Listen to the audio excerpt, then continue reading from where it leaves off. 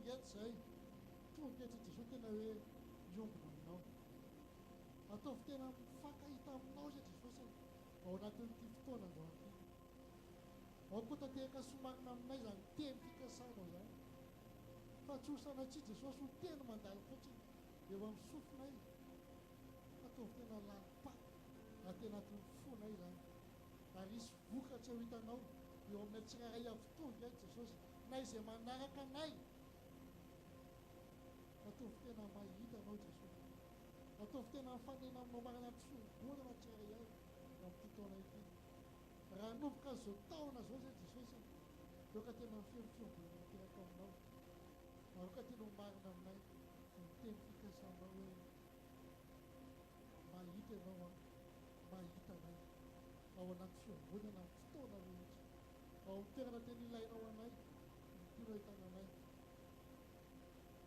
ampio zay fa ny masina mba tena marina sy foteraka aminay zany teny zany amin'ny anaran'i Jesosy amen.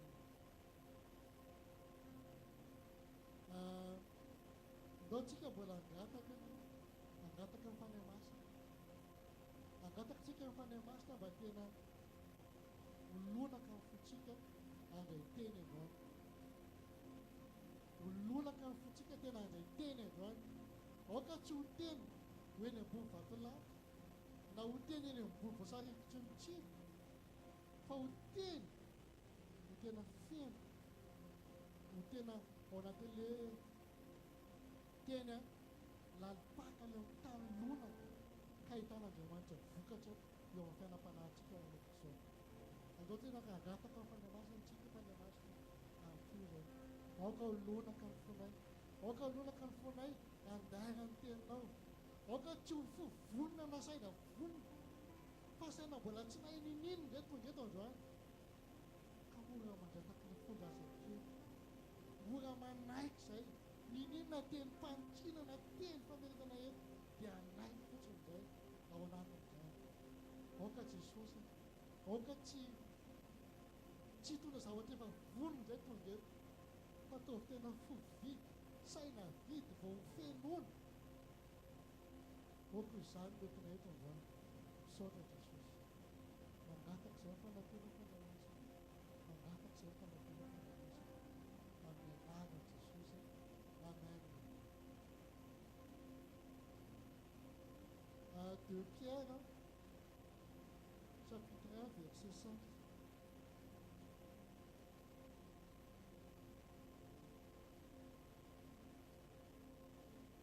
Chapitre 5 verset 5 hatramin'ny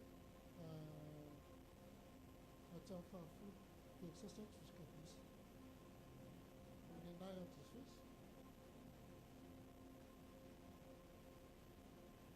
Koa noho izany dia manaova izay zotokoa rehetra kosa ianareo ka amin'ny finoanareo dia maneho fahatanjahantsaina ary amin'ny fahatanjahantsainareo dia fahalalana ary amin'ny fahalalànareo dia fahaolonam-po ary amin'ny fahaolonam-ponareo dia faharetana ary amin'ny faharetanareo dia toe-panahy araka an'Andriamanitra araka ny toe-panahinareo araka an'Andriamanitra dia fitiavana ny rahalahy amin'ny fitiavanareo ny rahalahy dia fitiavana ny olona rehetra fa raha anananareo zany zavatra izany ka dia anananareo betsaka dia tsy avelan'izany ho malaina na tsy havokatra anareo fahalalana tsara justifie tompontsika fa izay tsy manana n'izany zavatra izany kosa dia atao ajabo ka tsy mahajery lavitra sady nanadino sady nanadino nanadiovana anazy tamin'ny fahotana voalohany izy ary amin'izany dia mahazo kokoa rahala ka ampitoetra ny fiantsoana sy ny fifidianana anareo fa raha manao izany zavatra izany anareo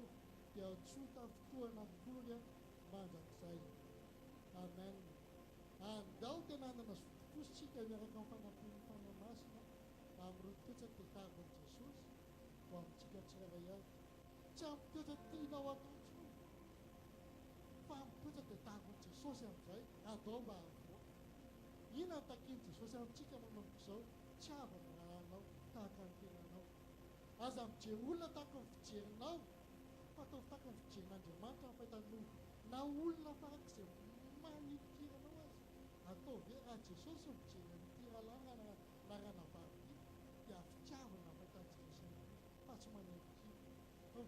tsika mahatonga atsika manipy olona fa tsy mijery Andriamanitra raha mijery olona dia mahita olona izy olona feno olona feno fitiavana fa tsika mahita olona manipy antsika foana andao mba hovay izany fijery izany andao mba hialany izany toetra izany fa tsy izany toetra tafian'Andriamanitra amintsika manompo izao fa toetra tena maneho an'ilay fitiavany Jesosy dia Jesosy tiany olona rehetra na dia farak'izay ratsy indrindra azy dia tiany Jesosy tsy mba nakala-panaona izy fa izy koa dia tsy tiany amen andao tena anjasantsika andao tena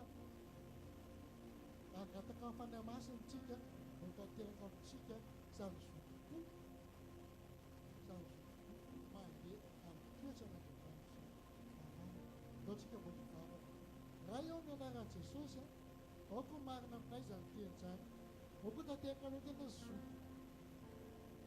tena hoe toetra anay aoka tena ho toetra mifanaraka amin'ny toetra anao manompo izao amin'izay aoka hiala avokoa izay toetra manadiso fijery rehetra amin'ny fomba fisainana sy ny fomba fijerinay aoka tena hijery izany raha lany anabavinao manompo izao tanina ny fijerinao ianao Jesosy niteny taminay hoe raha nona ny fahavalonao dia eo aminy izy raha misy olona manipikina anay ka tsy mety tianay manompo zao Jesosy dia aoka ho vaina amin'izay izany fomba fijerina izany ka mizaniza olona mety mijery anay fa hoe mety tsy tianay izy dia izay koa tsy mba haneho an'izany aoka tena haneho fitiavana izay amin'ireny olona tsy tia ireny manompo zao amin'izay misaotra Jesosy mampasitraka anao amin'izay amin'ny anaran'i Jesosy amen amen tanana ndraiky tantora andaotsika tena hivavaka mba tena zay rehetra tokoa ndraiky androany na zay rehetra manara tao anatiny rehetra dia mba tena miazana fahasoavana andao mba tena samy indray andratsika raha mbola tiana andray an'izay anatsy amin'izay andramo androany Jesosy ataovy tena mifanena aminao androany fa raha ataovy tonga dia tsy tokony maina be izany ataovy mivoa tokoa androany tena ilay olona vaovao na mba tena fahasoavana vaovao ataovy tena resy lahatra amin'izay aoka tsy tonga fokoa dijery izy fa ataovy tonga tena mena ataovy tena resy mbola tsy tanao zany efa miveta hoe ahoana zany mananasy izao angatao zany androany fa tanteraka somanina anao zany tentsika zao izay mangataka anao ary izay mandondona anao vainy ka aiza mandondona zany fa Jesosy fandiazo mbaravakaanao raha vonona afandrosanao dia miditra anao izy andraizakasika tena mananasy Jesosy kasony foana tsirairay androany na zay mijery anaty direkta na zay tonga eo mbola ny an-dalana Jesosy tena ovonasika mandeha zavatra mbola tsika tsy amin'izay mbola tsy nianana tao amin'izay amin'ny anara Jesosy tsika itiaka anzay anao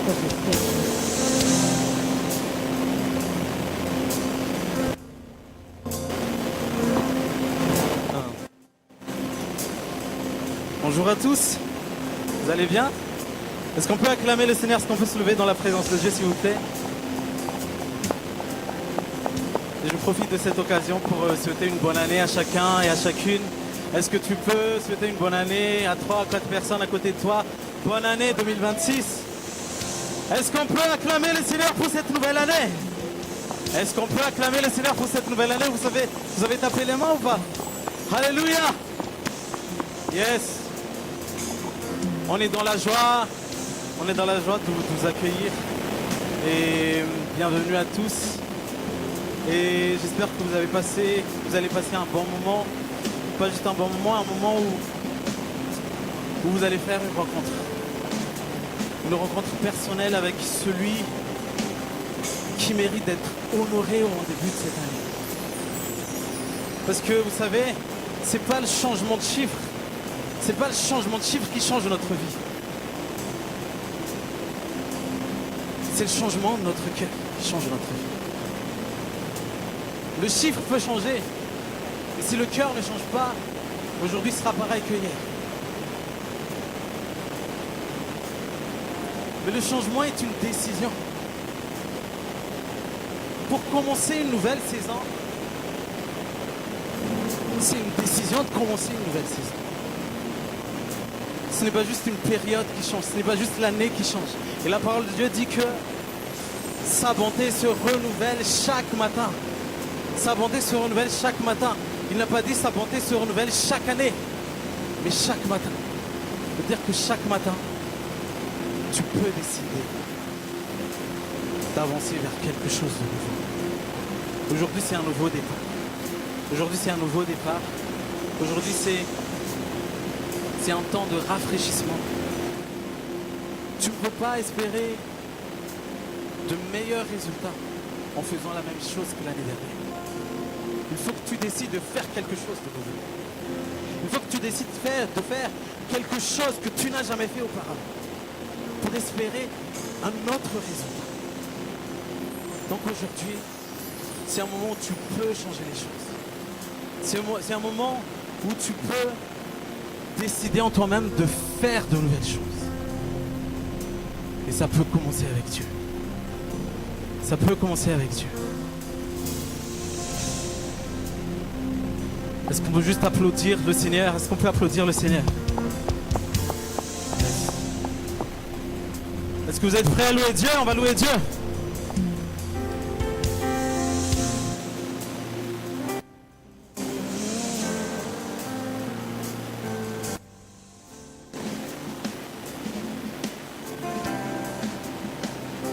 On va commencer à prier.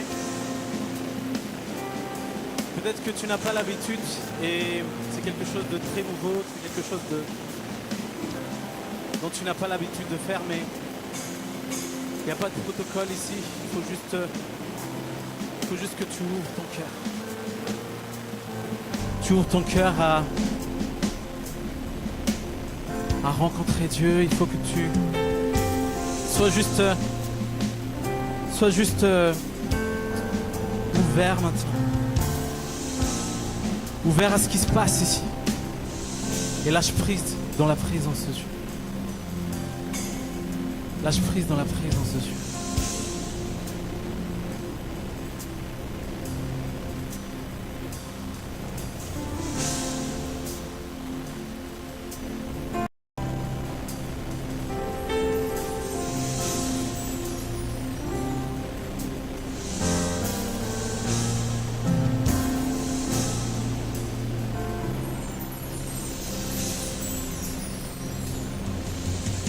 L'Esprit du Seigneur est dans ce lieu. L'Esprit du Seigneur est dans ce lieu. L'Esprit du Seigneur est dans ce lieu. L'Esprit du Seigneur est dans ce lieu. Est-ce qu'on peut juste répéter ça? L'Esprit du Seigneur est dans ce lieu.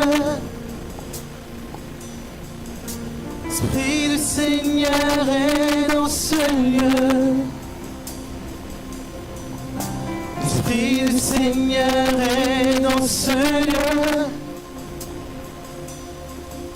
L'Esprit du Seigneur est dans ce lieu. L'Esprit de Dieu est au contrôle. Oh, oh, oh, oh, oh. L'Esprit de Dieu est au contrôle. Oh, oh, oh, oh. L'Esprit du Seigneur est dans ce lieu. Les malades sont guéris en ce lieu. Oui, nous sommes bénis en ce lieu. Oh, oh. Et l'ennemi doit s'enfuir de ce lieu. Car l'Esprit, tu le sens, car l'Esprit du Seigneur est dans ce lieu. L'Esprit de Dieu est au contrôle. Oh, oh, oh.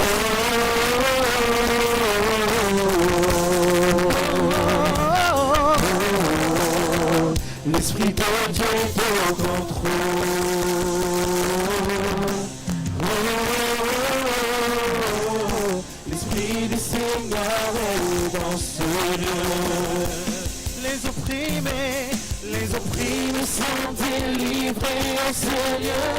Oh, alors viens déposer tes fardeaux, Seigneur. Oh, oh, oh.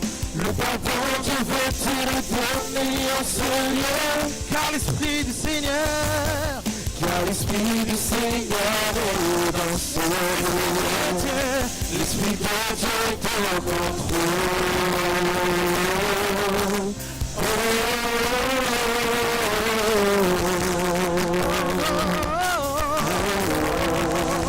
l'Esprit de Dieu est au contrôle.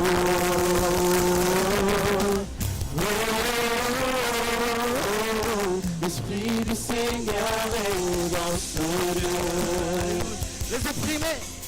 Les opprimés sont délivrés en ce lieu. Alors viens déposer tes fardeaux. Seigneur. Oh, le pardon, je veux te le donner au Seigneur. Car l'Esprit du Seigneur est dans ce lieu. L'Esprit de Dieu est au contrôle.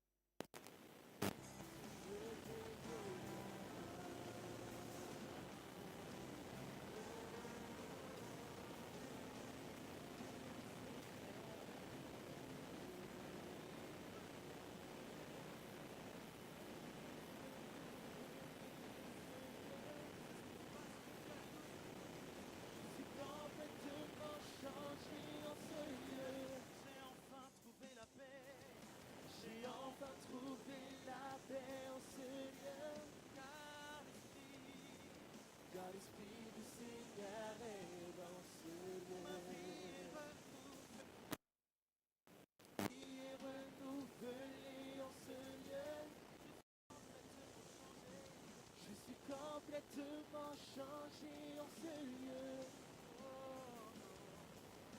J'ai enfin trouvé la paix en ce lieu. Car l'Esprit du Seigneur est dans ce lieu. L'Esprit de Dieu est au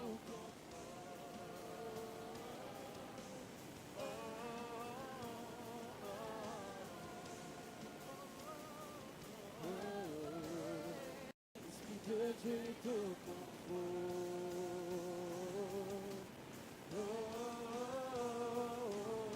L'Esprit du Seigneur est dans ce lieu.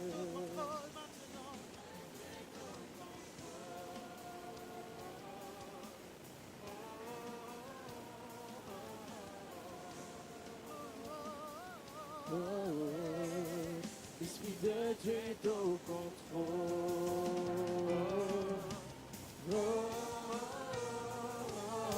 L'Esprit du Seigneur est dans ce lieu.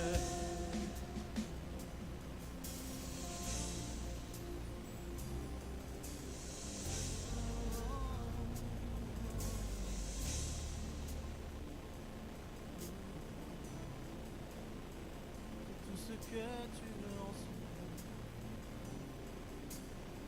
Fais tout ce que tu veux en souhaiter.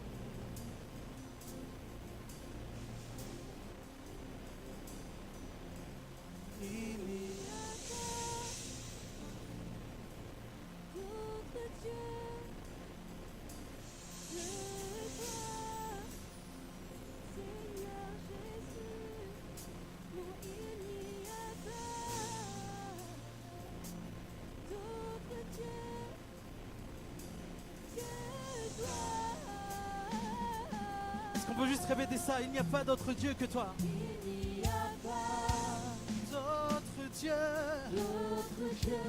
d'autre Dieu que toi. Oh, élève ta voix, élève ta voix. Il n'y a pas d'autre Dieu que toi. Il n'y a pas d'autre Dieu. Il n'y a pas d'autre Dieu que toi. Il n'y a pas d'autre Dieu, nul n'est comme toi. Il n'y a pas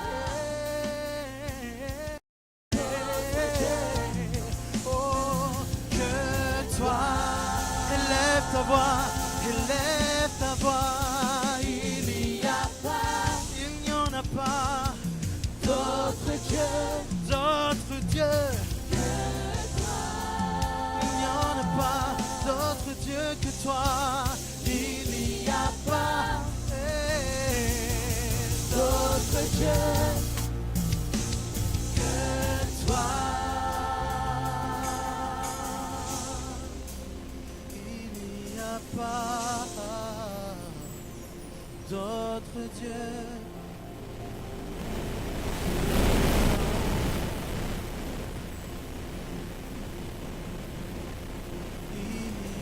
Pas d'autre Dieu que toi.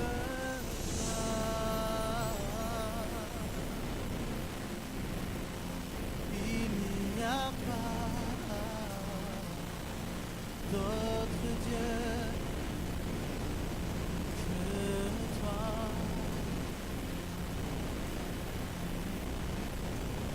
Il n'y a pas d'autre Dieu que toi. Est-ce qu'on peut acclamer pour ce Dieu qui est inégalable, qui est incomparable?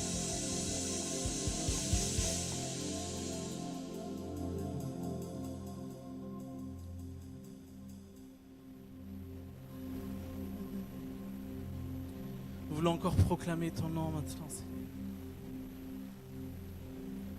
Nous voulons encore élever ton nom au-dessus de tout. Nous voulons encore célébrer qui tu es parmi nous, parce qu'il n'y a pas d'autre endroit qui est meilleur qu'être dans ta présence. Ta présence est le commencement de toutes choses. Et nous voulons commencer cette année dans cette présence. Tu es l'alpha et l'oméga. Tu es l'alpha de cette année. Tu es l'oméga de cette année. Et tu es tout ce qu'il y a à l'intérieur.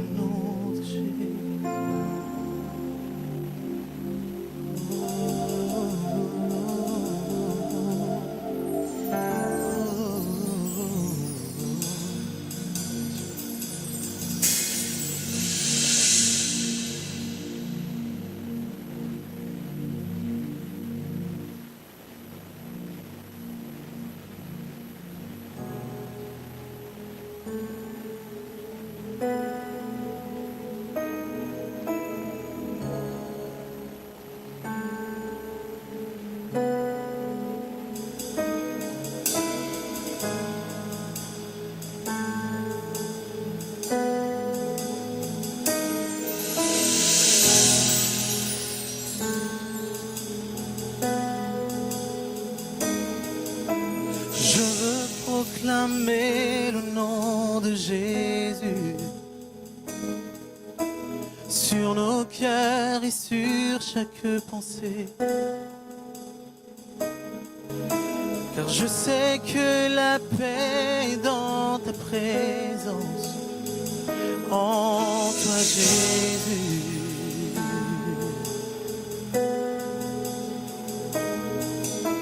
Je veux proclamer le nom de Jésus, parce que les chaînes soient brisées. Je crois que l'espoir et la liberté sont en Jésus. Alléluia, ton nom est puissant. Ton nom est puissant et ton nom guérit. Ton nom est vie. Tu brises les chaînes, tu brises les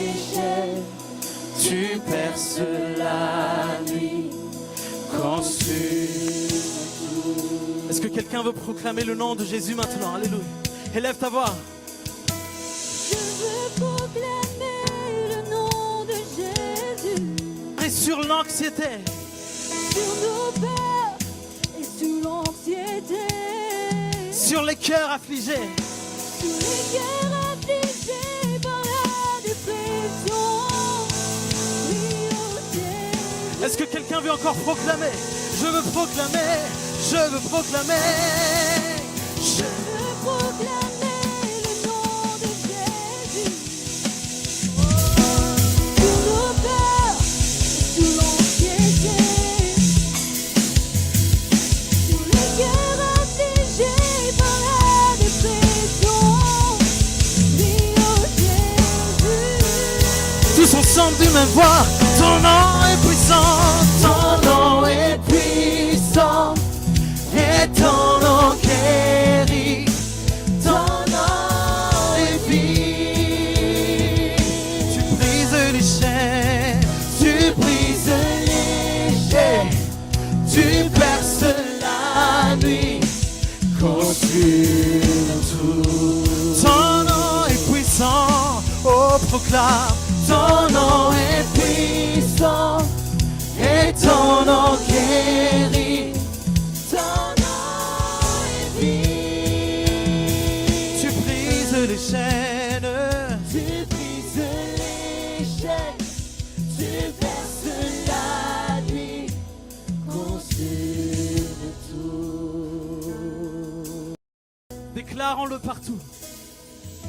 Déclarons-le sur les monts, Jésus dans nos rues, Jésus dans les ténèbres et sur tous nos ennemis, Jésus sur nos familles, proclamons son nom, Jésus. Déclarons-le sur les monts. Déclarons-le sur les monts, Jésus dans nos rues, Jésus dans les ténèbres et sur tous nos ennemis, Jésus sur nos familles, proclamons son nom, Jésus.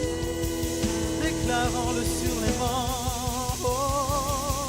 Déclarons-le sur les monts, Jésus dans nos rues, Jésus dans les ténèbres et sur tous nos ennemis, Jésus sur nos familles, proclamons son nom, Jésus. Élevons nos voix, élevons nos mains.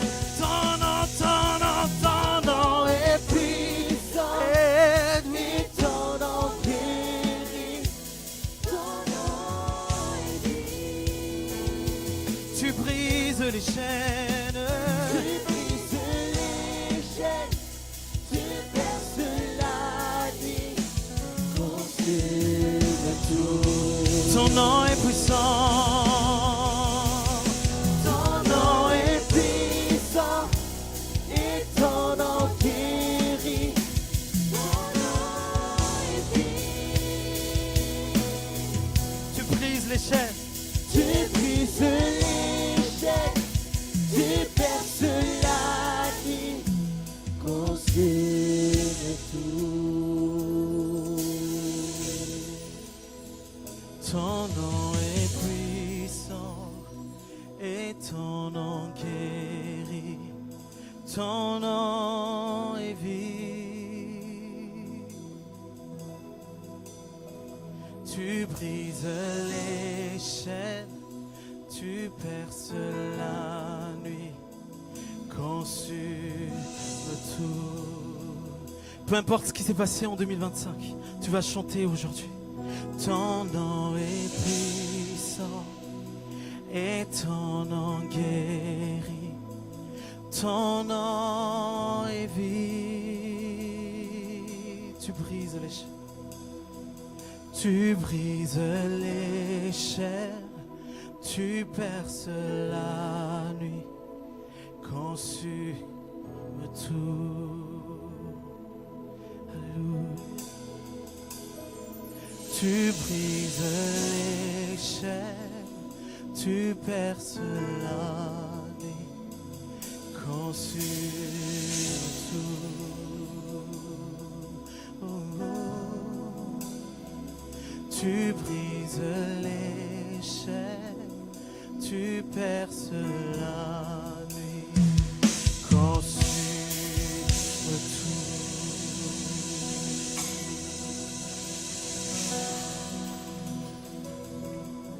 Yes. Qui est dans la joie? Qui est dans la joie cet après-midi? Si tu es dans la joie, est-ce que tu peux pousser des cris de joie? Est-ce que tu es prêt à louer Dieu? C'est parti. Est-ce qu'on peut juste apprendre un petit passage? S'il te plaît, tu peux donner la tonalité, s'il te plaît?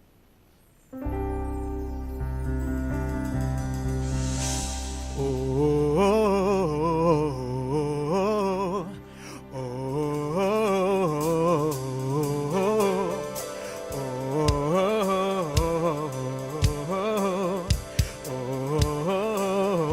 On tape les mains tous ensemble. Hey, hey.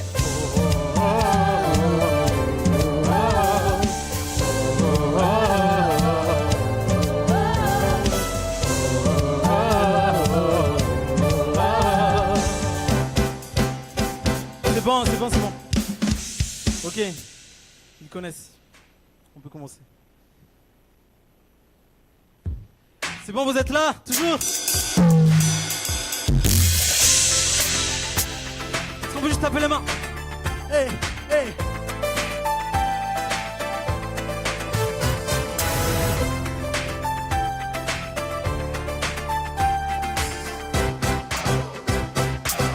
Tous ensemble? Hey.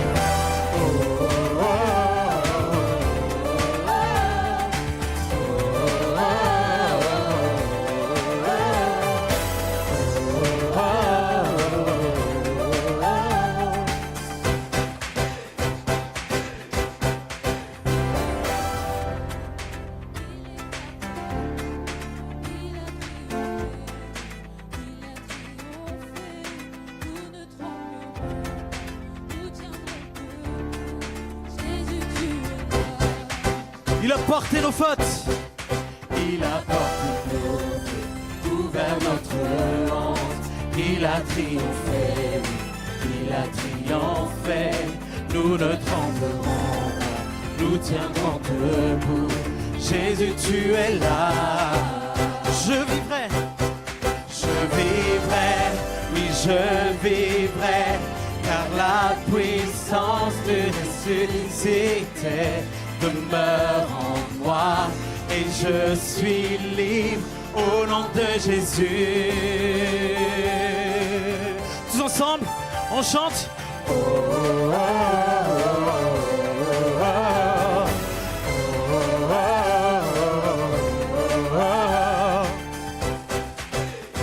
Il a porté nos fautes. Il a porté nos fautes, couvert notre honte. Il a triomphé, il a triomphé. Nous ne tremblerons, Nous tiendrons debout tout au long de cette année. Alléluia, alléluia.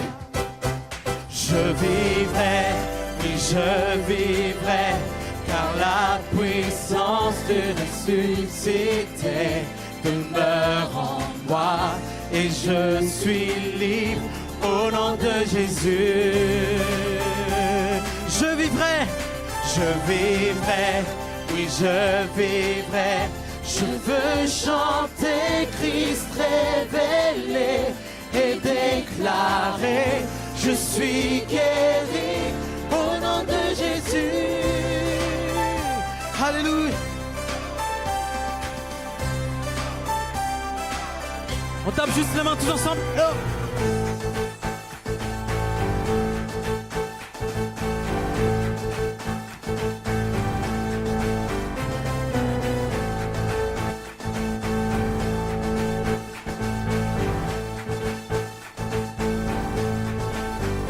Combat pour nous, il repousse les ténèbres, illumine le royaume que rien ne peut détruire. Dans le nom de Jésus, l'ennemi est vaincu et nous le proclamons, proclamons. Oui, Dieu combat pour nous, il repousse les ténèbres, illumine le royaume que rien ne peut détruire. Dans le nom de Jésus, l'ennemi est vaincu et nous le proclamons. Oui, Dieu combat. Oui, Dieu combat pour nous, il repousse les ténèbres, illumine le royaume que rien ne peut détruire. Dans le nom de Jésus, l'ennemi est vaincu et nous le proclamons. Je vivrai, oui je vivrai, car la puissance du ressuscité demeure en moi. Et je suis libre au nom de Jésus. Je vivrai, oui je vivrai. Je veux chanter Christ révélé et déclarer je suis guéri. Oui, Dieu combat pour nous, il repousse les ténèbres, illumine le royaume que rien ne peut détruire. Dans le nom de Jésus, l'ennemi est vaincu et nous le proclamons. Oui, Dieu combat. Oui, Dieu combat pour nous. Il repousse les ténèbres, illumine le royaume que rien ne peut détruire. Dans le nom de Jésus, l'ennemi est vaincu et nous le proclamons. Oui, Dieu combat pour nous. Il repousse les ténèbres, illumine le royaume que rien ne peut détruire. Dans le nom de Jésus, l'ennemi est vaincu et nous le proclamons. Élève encore ta voix, oui Dieu combat. Oui Dieu combat pour nous. Il repousse les ténèbres, illumine le royaume que rien ne peut détruire. Dans le nom de Jésus, l'ennemi est vaincu et nous le proclamons. Une dernière fois, oui Dieu combat. Oui Dieu combat pour nous.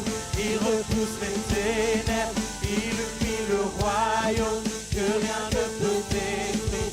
Dans le nom de Jésus, l'ennemi est vaincu et nous le proclamons,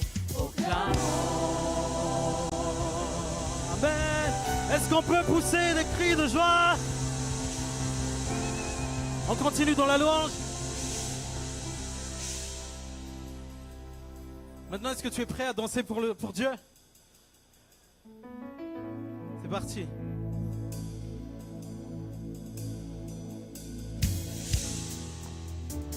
On peut juste taper la main comme ça.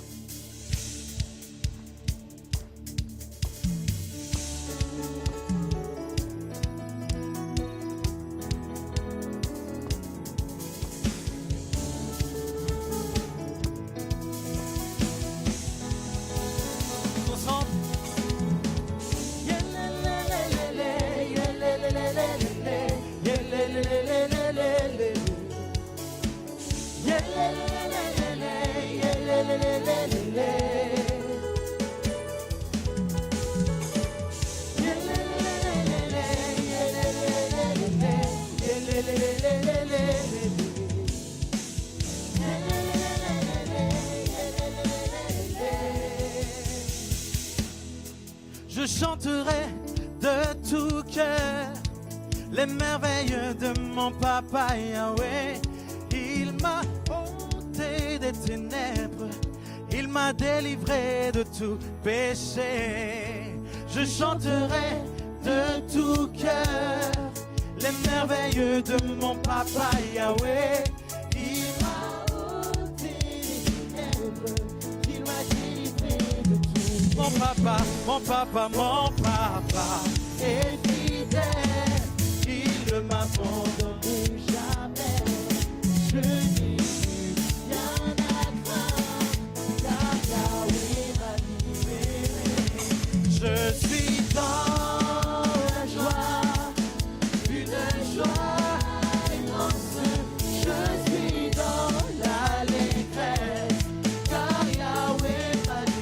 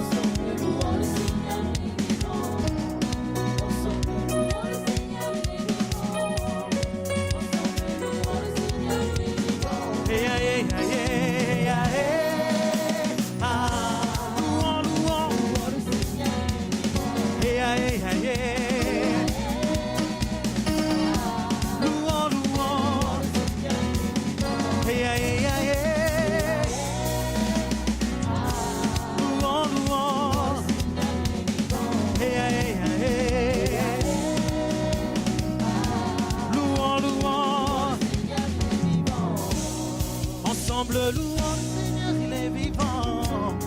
Ensemble louons le Seigneur, il est vivant. Ensemble louons le Seigneur, il est vivant. Ensemble louons le Seigneur, il est vivant. Ensemble.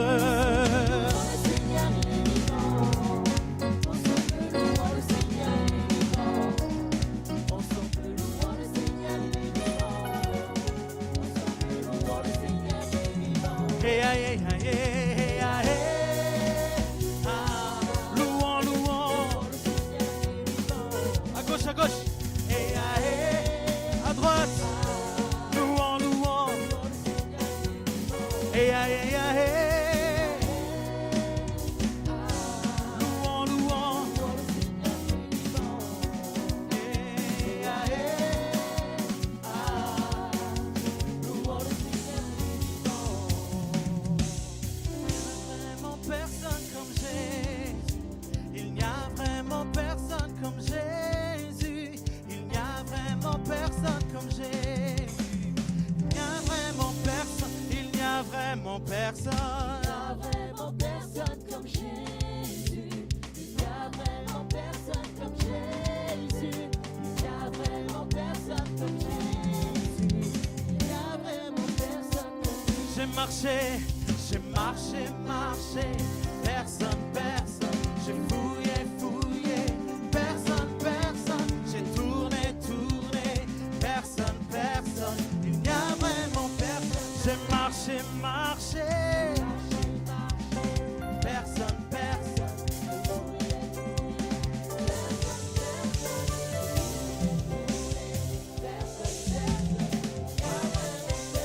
On danse, on danse, on danse, on danse. Hey, hey, hey, hey, hey, hey. Wouh! Est-ce qu'on peut pousser des cris de joie?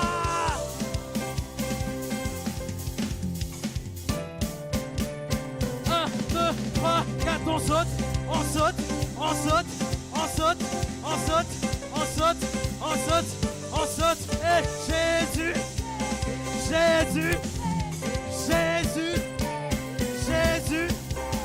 Tapez les mains, tapez les mains, tapez les mains, tapez les mains, tapez les mains, tapez les mains, tapez les mains, tapez les mains. Jésus, Jésus, il n'y a vraiment personne comme lui.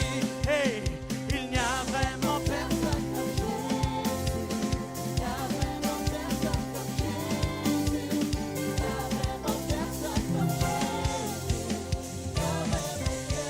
Il n'y a vraiment personne comme Jésus.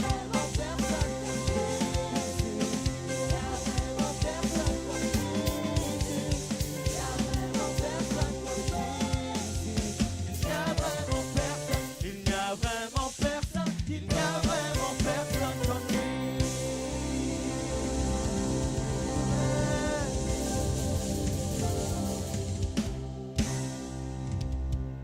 Amen. Avant d'entrer dans la parole de Dieu, j'invite Daniela à avancer. Voir quoi, on va encore continuer à adorer Dieu. On va encore continuer à se rappeler de sa fidélité, de sa bonté. Parce que s'il y a une personne qui était là depuis le début, qui était là même avant ta naissance, qui était là alors que tu n'étais qu'un embryon, qui est toujours là aujourd'hui et qui sera avec toi éternellement. Il s'appelle Jésus. Et malgré nos infidélités, malgré nos fautes, malgré nos erreurs, lui, il est resté fidèle. Lui, il est resté bon. Et peu importe les circonstances, peu importe les gens qui nous ont lâchés, peu importe les difficultés, peu importe à quel point on était seuls, on a une certitude qu'il est avec nous tous les jours jusqu'à la fin du monde. Et personne ne peut nous ravir de sa main.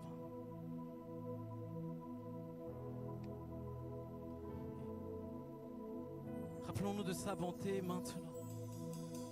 Comment il nous a gardés, comment il nous a conduits.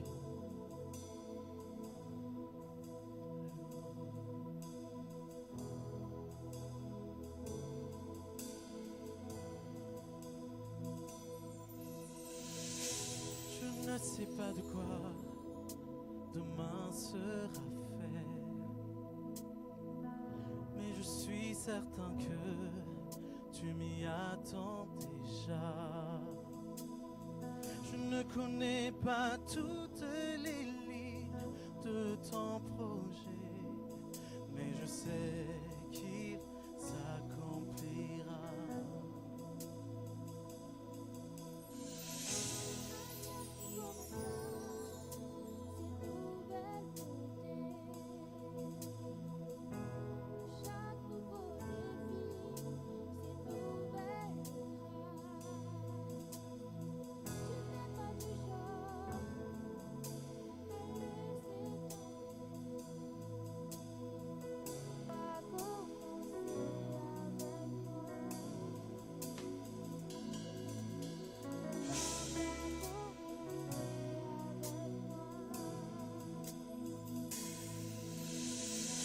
J'ai vu ta main agir bien trop de fois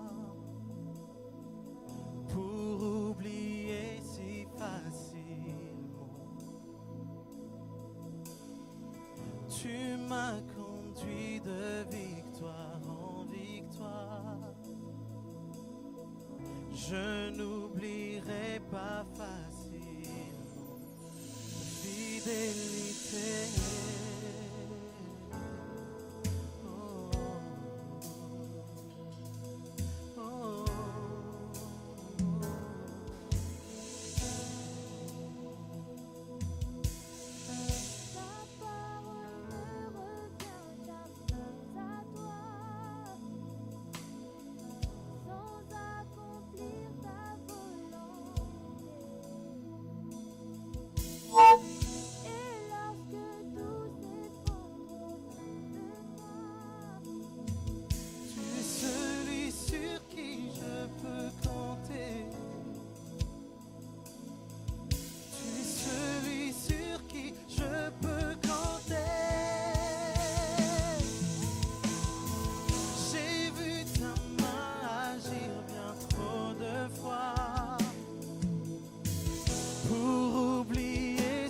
Facilement, tu m'as conduit de victoire en victoire. Je n'oublierai pas facilement ta fidélité. J'ai vu ta main agir bien trop de fois pour oublier si facilement. Tu m'as conduit de victoire en victoire. Je n'oublierai pas facilement fidélité.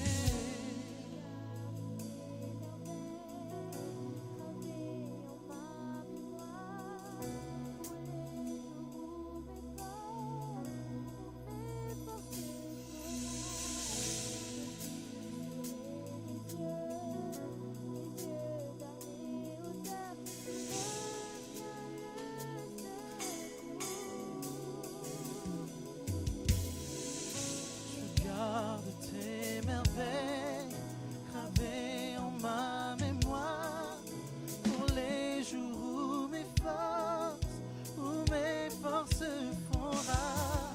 Je fixerai les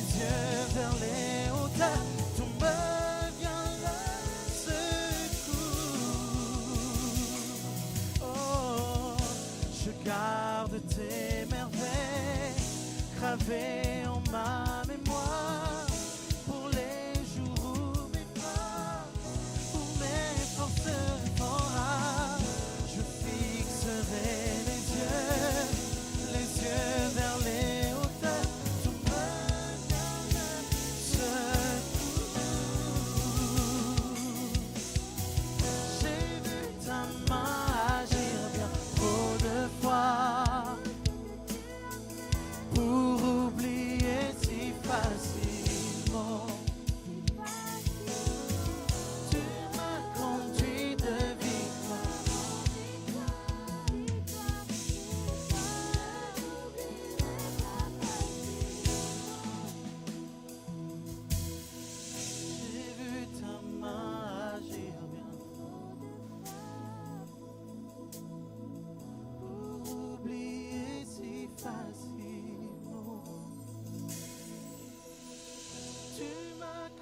conduit de victoire en victoire. Je n'oublierai pas facilement ta fidélité. Oh, ta fidélité.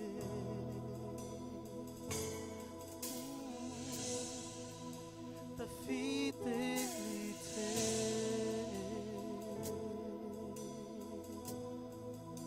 Ta fidélité. Amen. Est-ce qu'on peut acclamer le Seigneur? On va accueillir la parole de Dieu.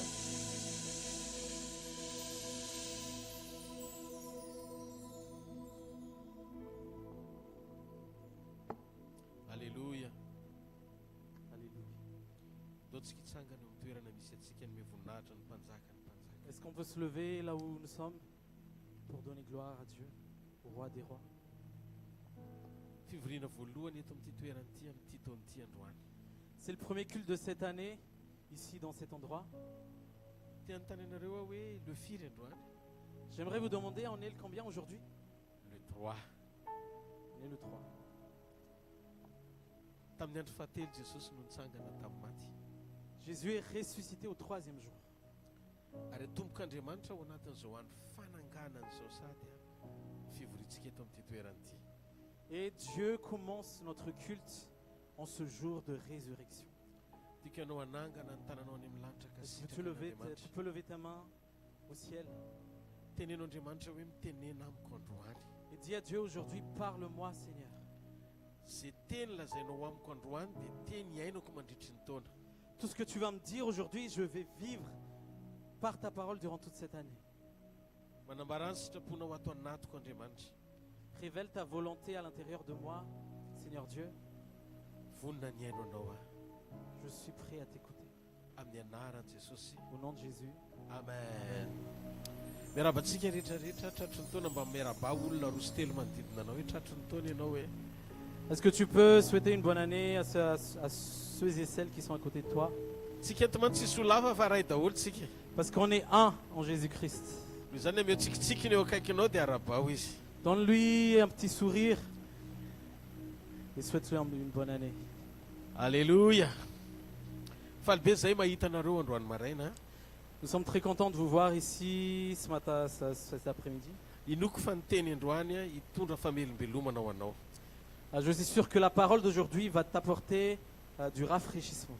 Tena resy lahatra any amin'izany ve ianao androany? Est-ce que tu es convaincu de cela? Mitiafa mafy eo Est-ce an'Andriamanitra que tu any, peux applaudir, acclamer le Seigneur? maza ho toerana to. Tu peux t'asseoir.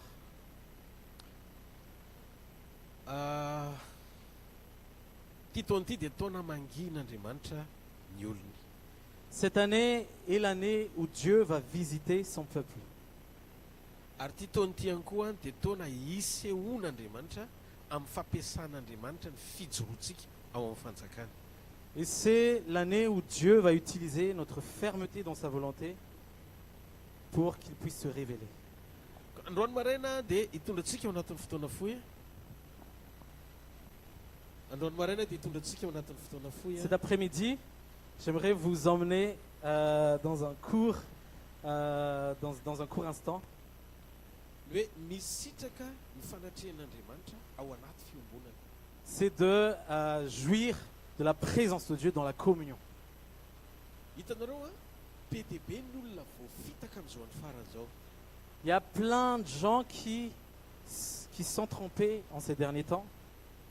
Mihevitra fa ny atao hoe fandrosoana dia miankina amin'isan'ny habetsahan'ny olona miaino anao. Ils pensent que la vraie progression, c'est l'augmentation de ceux qui les écoutent.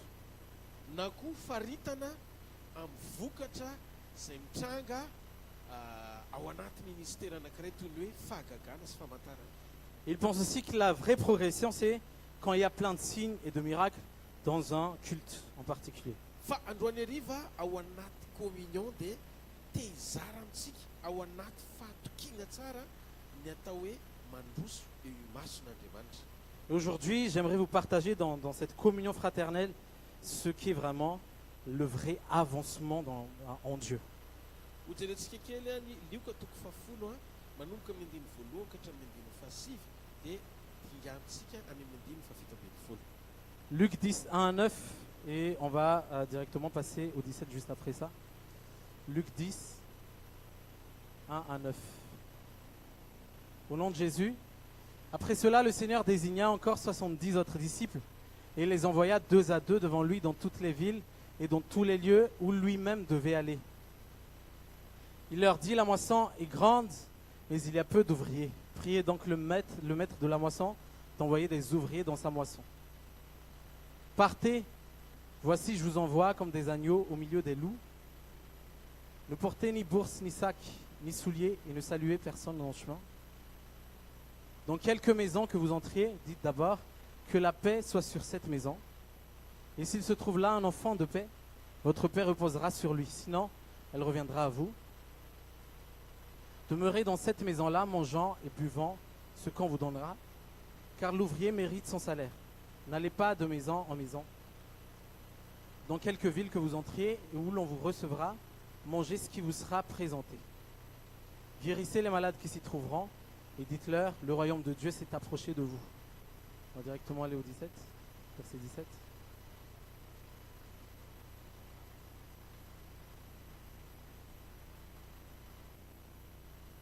Non, Luc 10, 17. 10, 17. Au nom de Jésus, les 70 revinrent avec joie, disant, Seigneur, les démons même nous sont soumis en ton nom. Amen. Hitantsika ve io teny io Est-ce que nous constatons cette parole? ameko ohatra kely nareo mba anazava kokoa ny zavatra tiako zaraina androany. J'aimerais vous donner un exemple pour mieux vous expliquer ce que j'aimerais partager aujourd'hui. Dikany hoe maniraka dia tsy miala eo amin'ilay toerana misy azy le naniraka fa ny nirahana no mandehany amin'izay toerana nirahana azy. Quand tu envoies quelqu'un, quand tu envoies quelqu'un, c'est la personne qui va là où tu l'envoies. Tu ne vas pas avec lui. Rehefa miverina ny mpianatra dia nanao tatitra sy ny teny hoe ozy izy hoe na ny démonia aza dia manaiky anay noho ny anaranao iovakitsika io. Quand les disciples sont revenus vers Jésus, ils ont dit, Seigneur, les démons même nous sont soumis en ton nom. Dia jenareo tsara ny zavatra mitranga eto. Et regardez bien ce qui se passe ici. Tsy voatery Jesosy anaraka ny mpianany vao manaiky azy ny démonia, vao manaiky ny mpianany ny démonia. Jésus n'est pas obligé de partir avec ses disciples pour que les démons obéissent à ses disciples. Fa ny mpianatra no mitondra ny anaran'i Jesosy dia ny anaran'i Jesosy dia efa ampiny ake ny démonia. Mais c'est les disciples qui ont porté le nom de Jésus, et le nom de Jésus était suffisant pour que les démons partent. Ozy izy ny mpianany tamin'i Jesosy, mpampianatra reo dia volona naiky anao hitany masona ireny dia mitovy tsy misy valaka mihitsy amin'izay niainony ianao no nanekeny sy niainony ny anay noho ny anaranao. Les disciples ont dit, Maître, c'est vraiment comme ils ont obéi, c'est vraiment comme ils t'ont obéi, c'est de la même manière qu'ils nous ont obéi.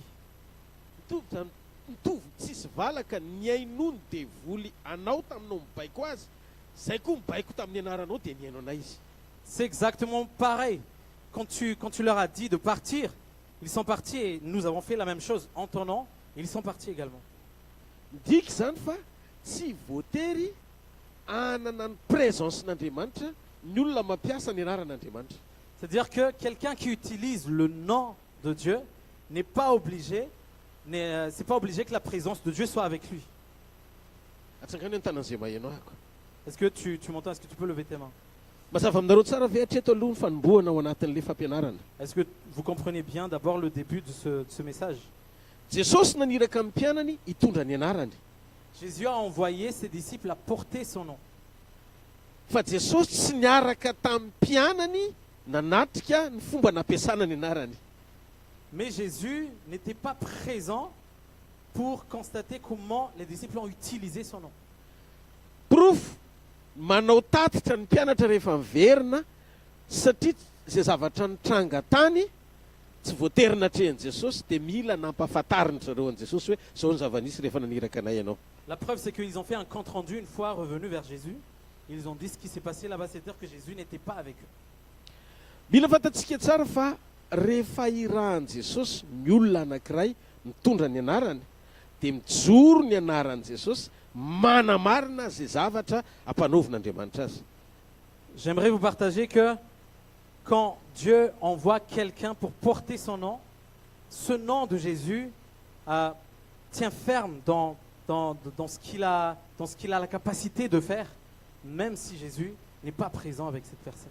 Zay mahatonga an Jesosy milaza hoe betsaka ny mpanompo any aparany ampiasa ny anarako mitondra titram-paminany, apôstôly, mpampianatra fa tsy voatery ho fantatro satria tsy tao amin'ny sitrapoko.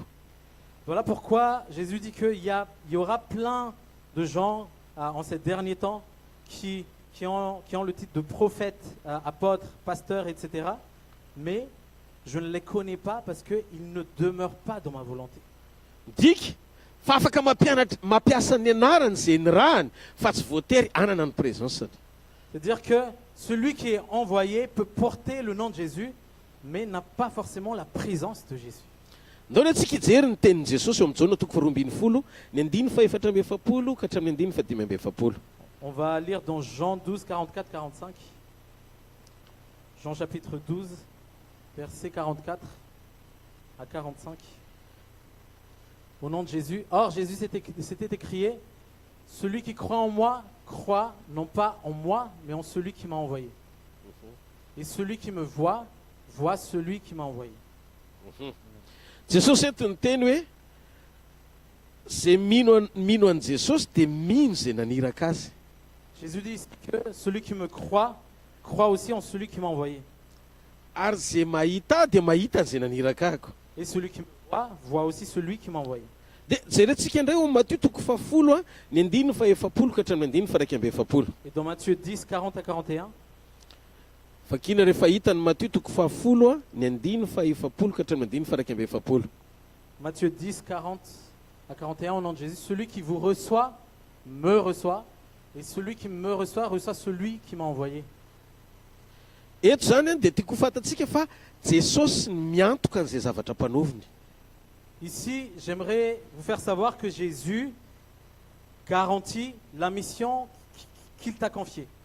Miresaka izy eto mikasika momba ny fahitana sy ny fandraisana. Là, il parle du fait de le recevoir et de le voir. Amin'iraka izay mpanaoviny dia izy no manamarina sy miantoka antsika ny amin'izany. Quand il envoie, c'est lui qui garantit le résultat. Eto tsika mbola tsy miresaka hoe fatany ianao na tsy fatany. Ici, on ne parle même pas de est-ce que Jésus te connaît ou pas. Fa eto tsika miresaka mahakasika momba ny hoe naniraka izy dia miantoka. Mais ici, on parle juste de il t'a envoyé à faire quelque chose et il garantit le résultat de cette mission. Ozy izy eo amin'ny Luka toko 7:7 tao hoe rehefa nahita anay ny devoly dia anao no hitany dia nanaky anay ny devoly. Dans Luc 10, 17, les disciples ont dit à Jésus que quand on a dit le nom de Jésus, quand on a dit ton nom, les démons, ils ont obéi directement. Fataro zany fa misy ny fanomezana avy amin'Andriamanitra rehefa nandray an'i Jesosy tsika. C'est-à-dire que quand on a reçu Jésus, il y a ce qu'on appelle le don de Dieu. Aza fangaro ny atao hoe don sy ny présence. Ne confondez pas le don et la présence. Tsy voatery ho eo Andriamanitra vao miasa ny fanomezany. Dieu n'est pas obligé d'être là pour que le don opère. Satria ny fanomezany iny tsy hanenena an'Andriamanitra zany. Parce que Dieu ne se repent pas de ce qu'il a déjà donné. Andao ne ao amin'ny Jaona toko 1:5-12 jerentsika vetivety. Jaona toko 1:5-12. Jean 1,16. Vaketsika rehefa hita amin'ny anaran'ny Tompo. Jean 1,16. Et nous avons tous reçu de sa plénitude et grâce pour grâce. Ao a ozy izy ny ten'Andriamanitra eto hoe isika rehetra Jaona nanoratra an'io, Jaona napiditra ny tenany ho ao anatiny mandray fahasoavana ao amin'ny Jesosy. Jean, il dit là clairement que nous avons tous reçu de sa plénitude et grâce pour grâce. C'est-à-dire que Jean inclut lui-même dans cette phrase. Ny teny zany Jaona hoe za Jaona sy anareo isika rehetra dia mandray ao amin'ny Jesosy Kristy fahasoavana manampy fahasoavana. C'est-à-dire que là, Jean nous dit que moi-même et vous, on bénéficie tous de cette grâce pour grâce. dia ozy izy ao amin'ny Korintiana voalohany toko 2:24. Et dans 1 Corinthiens 12:4, on peut lire Korintiana voalohany toko 2:24. il y a diversité de dons, mais le même esprit. Hitanareo ny fahasoavana zay raisitsika ao amin'i Jesosy dia ny fanahy masina no distributeur na mizara an'ilay izy ho ao anatintsika. La grâce que nous recevons de la part de Dieu et les dons viennent du Saint-Esprit. Zany hoe any Jesosy ny fahasoavana fa hoentin'ny fanahy masina zarainy ao amin'ny olona zay nandray an'i Jesosy sy mino an'i Jesosy. C'est-à-dire que la grâce appartient à Jésus, mais le Saint-Esprit prend cette grâce de la part de Jésus et nous le transfère. Zay no mahatonga an'i Jesosy ny teny hoe rehefa tonga ao anatinao ny fanahy masina dia izy aka avy ao amin'i Jesosy dia anomean'izany sy izaran'izany ho antsika. Voilà pourquoi Jésus a dit que quand le Saint-Esprit viendra, il prendra de ce qui est à lui et il nous donnera. Dia tiako fantatrao zany fa rehefa omen'Andriamanitra ny fanomezam-pahasoavana dia nomen'Andriamanitra antsika mba ahafahantsika misitraka ny fanampian'Andriamanitra. C'est-à-dire que quand nous recevons le don de Dieu, il nous l'a donné pour accomplir la volonté de Dieu, accomplir ce que Dieu nous a confié. Zany hoe ahafahantsika manao ny asany sy ahafahantsika misitraka ny fanampiany. C'est-à-dire que le don de Dieu sert à ce qu'on puisse être aidé par Dieu et à ce qu'on puisse faire son œuvre. Dia iny ilay voalaza ny tenin'Andriamanitra hoe misitraka ny fahaiza-manaony isika amin'ny alalan'ny fananantsika ny fanahy masina ao anatintsika. Et c'est ce que dit la parole de Dieu, que nous jouissons de sa capacité à travers la présence du Saint-Esprit en nous. Misy zavatra atrehanao eo amin'ny fiainana fantatr'Andriamanitra fa tsy vitanao. Il y a des choses dans ta vie, Dieu sait très bien que tu n'en es pas capable. Misy zavatra mahaverihevitra anao tsy takatry ny sainao. Tu es vraiment dans le désarroi, tu ne sais pas quoi faire. Dia ozy izy Andriamanitra hoe amin'ny alalan'ny finoana ao an'i Jesosy dia ao anatinao ny fanahy masina manampy anao ahatonga anao hisitraka izay zavatra hain'Andriamanitra atao. Et la parole de Dieu dit que c'est à travers l'aide du Saint-Esprit que tu peux accomplir ce que Dieu te demande de faire. Jereo ny Korintiana voalohany toko 2:20 hoe ny 17 ka hatramin'ny 9:20. 1 Corinthiens 12:7-11. Vakitsika amin'ny anaran'i Jesosy. 1 Corinthiens 12:7-11. Amin'ny anaran'i Jesosy. Au nom de Jésus, or, à chacun la manifestation de l'Esprit est donnée pour l'utilité commune. En effet, à l'un est donné par l'Esprit une parole de sagesse, à un autre une parole de connaissance selon le même Esprit, à un autre la foi par le même Esprit, à un autre le don des guérisons par le même Esprit, à un autre le don d'opérer des miracles, à un autre la prophétie, à un autre le discernement des esprits, à un autre la diversité des langues, à un autre l'interprétation des langues. Un seul et même Esprit opère toutes ces choses, les distribuant à chacun en particulier comme il veut. Hitantsika ve ireo zavatra rehetrarehetra ny tenenin'ny fanahy masina tenenin'Andriamanitra ireo hoe zaray no atsika tsirairay avy amin'ny alalan'ny fiasan'ny fanahy masina. Est-ce que nous voyons toutes ces choses que le Saint-Esprit partage à chacun d'entre nous à travers? Dia tiako tenenina androany fa ireo rehetrarehetra ireo dia afaky ny ho baikona amin'ny anaran'i Jesosy daholo. Et j'aimerais que tu saches que tout ça là, tous ces dons, on peut les commander au nom de Jésus. Ka ny anaran'i Jesosy zany dia tafiditra ho isan'ny fanomezana fa tsy hamaritana fa eo Jesosy sy ny fanatrehany. C'est-à-dire que le nom de Jésus est un don de la part de Dieu, mais ça ne garantit pas la présence de Dieu. Efa miasa sy mahazo sady sika raha vao mahazo ny anarany. C'est-à-dire qu'on peut déjà œuvrer et avancer quand on porte son nom. Satria ny anaran'i Jesosy dia natao ekeny zavatra rehetra. Parce que le nom de Jésus est fait pour être obéi. Tsy noho ianao izay mampiasa an'ilay anarana fa noho izy tompon'anarana. Ce n'est pas à cause de toi qui utilises ce nom, mais c'est à cause de lui qui est propriétaire de ce nom. Zay ilay atao hoe grâce na fahasoavana. C'est ce qu'on appelle la grâce. Noho izay nataon'i Jesosy fa tsy noho izay nataontsika. Il s'agit de l'œuvre de Jésus, mais pas de notre œuvre à nous. Zay mahatonga ny Filipiana toko 2:15 milaza ny tenin'Andriamanitra hoe aoka ho aminareo zao sain'izao zay atao amin'i Jesosy Kristy koa. Dans Philippiens 2:5-11. Philippiens 2:5-11, au nom de Jésus. Ayez en vous les sentiments qui étaient en Jésus-Christ, Toizantsika ihany andiny fahaelo. lequel, existant en forme de Dieu, n'a point regardé comme une proie à arracher d'être égal avec Dieu, mais s'est dépouillé lui-même en prenant une forme de serviteur, en devenant semblable aux hommes et ayant paru comme un simple homme. Il s'est humilié lui-même, se rendant obéissant jusqu'à la mort, même jusqu'à la mort de la croix. C'est pourquoi aussi Dieu l'a souverainement élevé et lui a donné le nom qui est au-dessus de tout nom, afin qu'au nom de Jésus, tout genou fléchisse dans les cieux, sur la terre et sous la terre, et que toute langue confesse que Jésus-Christ est Seigneur, à la gloire de Dieu le Père. Dia hitanareo, noho ny nataony Jesosy sy ny nahatonga ny anarany ekeny zavatra rehetra. C'est grâce à l'œuvre de Jésus que son nom peut commander toutes choses et est obéi par toutes choses. Atsanganoatra zao ny tanan'izay mandre ahako. Est-ce que tu m'entends? Est-ce que tu peux lever ta main si tu m'entends? Ianao zany a na mbola tsy tanteraka azy ka mampiasa ny anarany dia mamaly ao anatin'ny tsy fahatanteranao ny anaran'i Jesosy. C'est-à-dire que même si tu n'es pas encore parfait, le nom de Jésus répand même dans tes imperfections. Rehefa ianao no nanaiky sy nino ary nandray ny famonjen'i Jesosy. Quand tu as accepté et quand tu as cru et reçu Jésus. Navahan'Andriamanitra anankiroa tsara mba tsy ahavoafitaka anao ny zavatra mitranga amin'ny lalan'ny fisianao ao anaty famonjena. Tu as vraiment fait la différence entre deux choses par rapport à ton chemin vers le salut. Rehefa nivonjeny ianao dia misitraka ny fanampiny. Quand tu es sauvé, tu bénéficies de son aide. Fa tsy midika akory zany hoe rehefa nisitraka ny fanampiny ianao dia ho fantany na tonga dia akariny amin'ny fotoana iverenany. Et ça ne veut pas dire que quand tu bénéficies de son aide, tu es automatiquement sauvé et tu es connu par Jésus. Zay no mahatonga an Jesosy ny laza. Ozy izy Paul ny teny, zay rehetra miantso ny anaran'i Jesosy dia aoka izy hiala amin'ny ratsy. Voilà pourquoi Paul a dit, celui qui invoque le nom du Seigneur, qu'il se détourne du mal.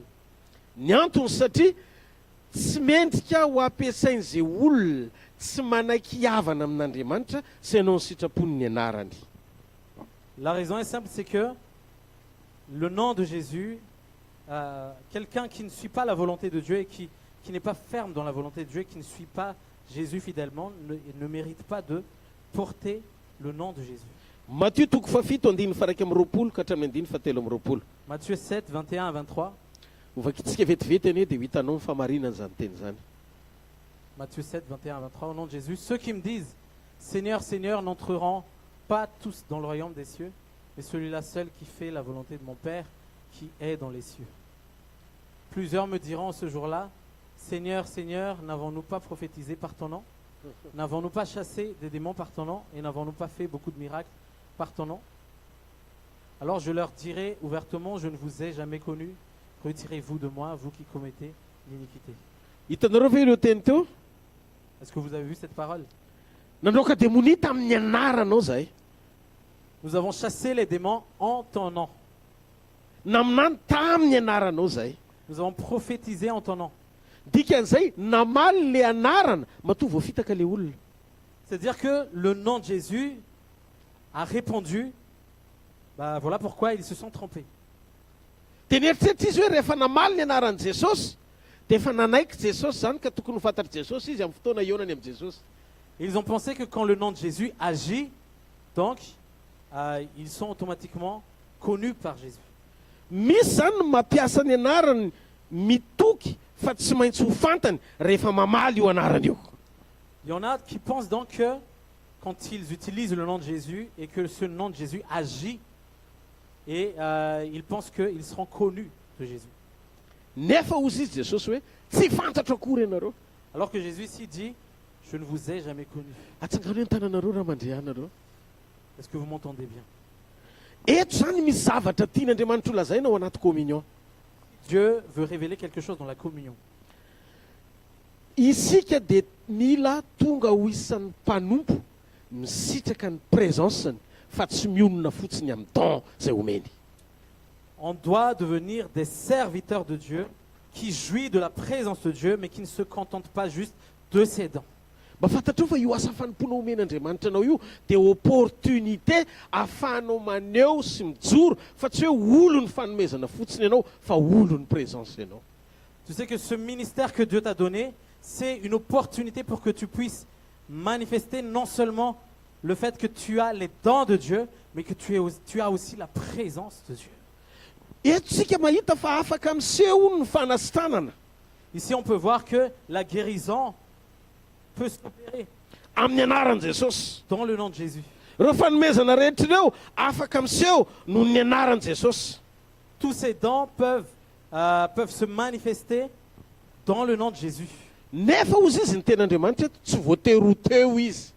Alors que la parole de Dieu ici dit que Jésus n'était pas obligé d'être là pour que les dons agissent. Amin'ny alalan'ny famonjena ry havana dia natao hisitraka ny zavatra rehetra amin'ny anarany zanany. Nous avons été faits pour jouir de toutes choses en son nom. Zay mahatonga ny Romanina toko valandiny faharoa amin'ny telopolo miteny ny tenin'Andriamanitra. Romanina 8:32 vakinany amin'ny anaran'i Jesosy. Romains 8:32. Romains 8:32. Au nom de Jésus, lui qui n'a point épargné son propre fils mais qui l'a livré pour nous tous, comment ne nous donnera-t-il pas aussi toutes choses avec lui? Atsangano ny tanan'izay mandre a. Est-ce que tu peux lever ta main? Enoy ny don sarobidy indrindra tokony irianao mihoatra noho ny zavatra rehetra dia Jesosy Kristy. Le don que tu dois désirer plus que tout autre don s'appelle Jésus-Christ.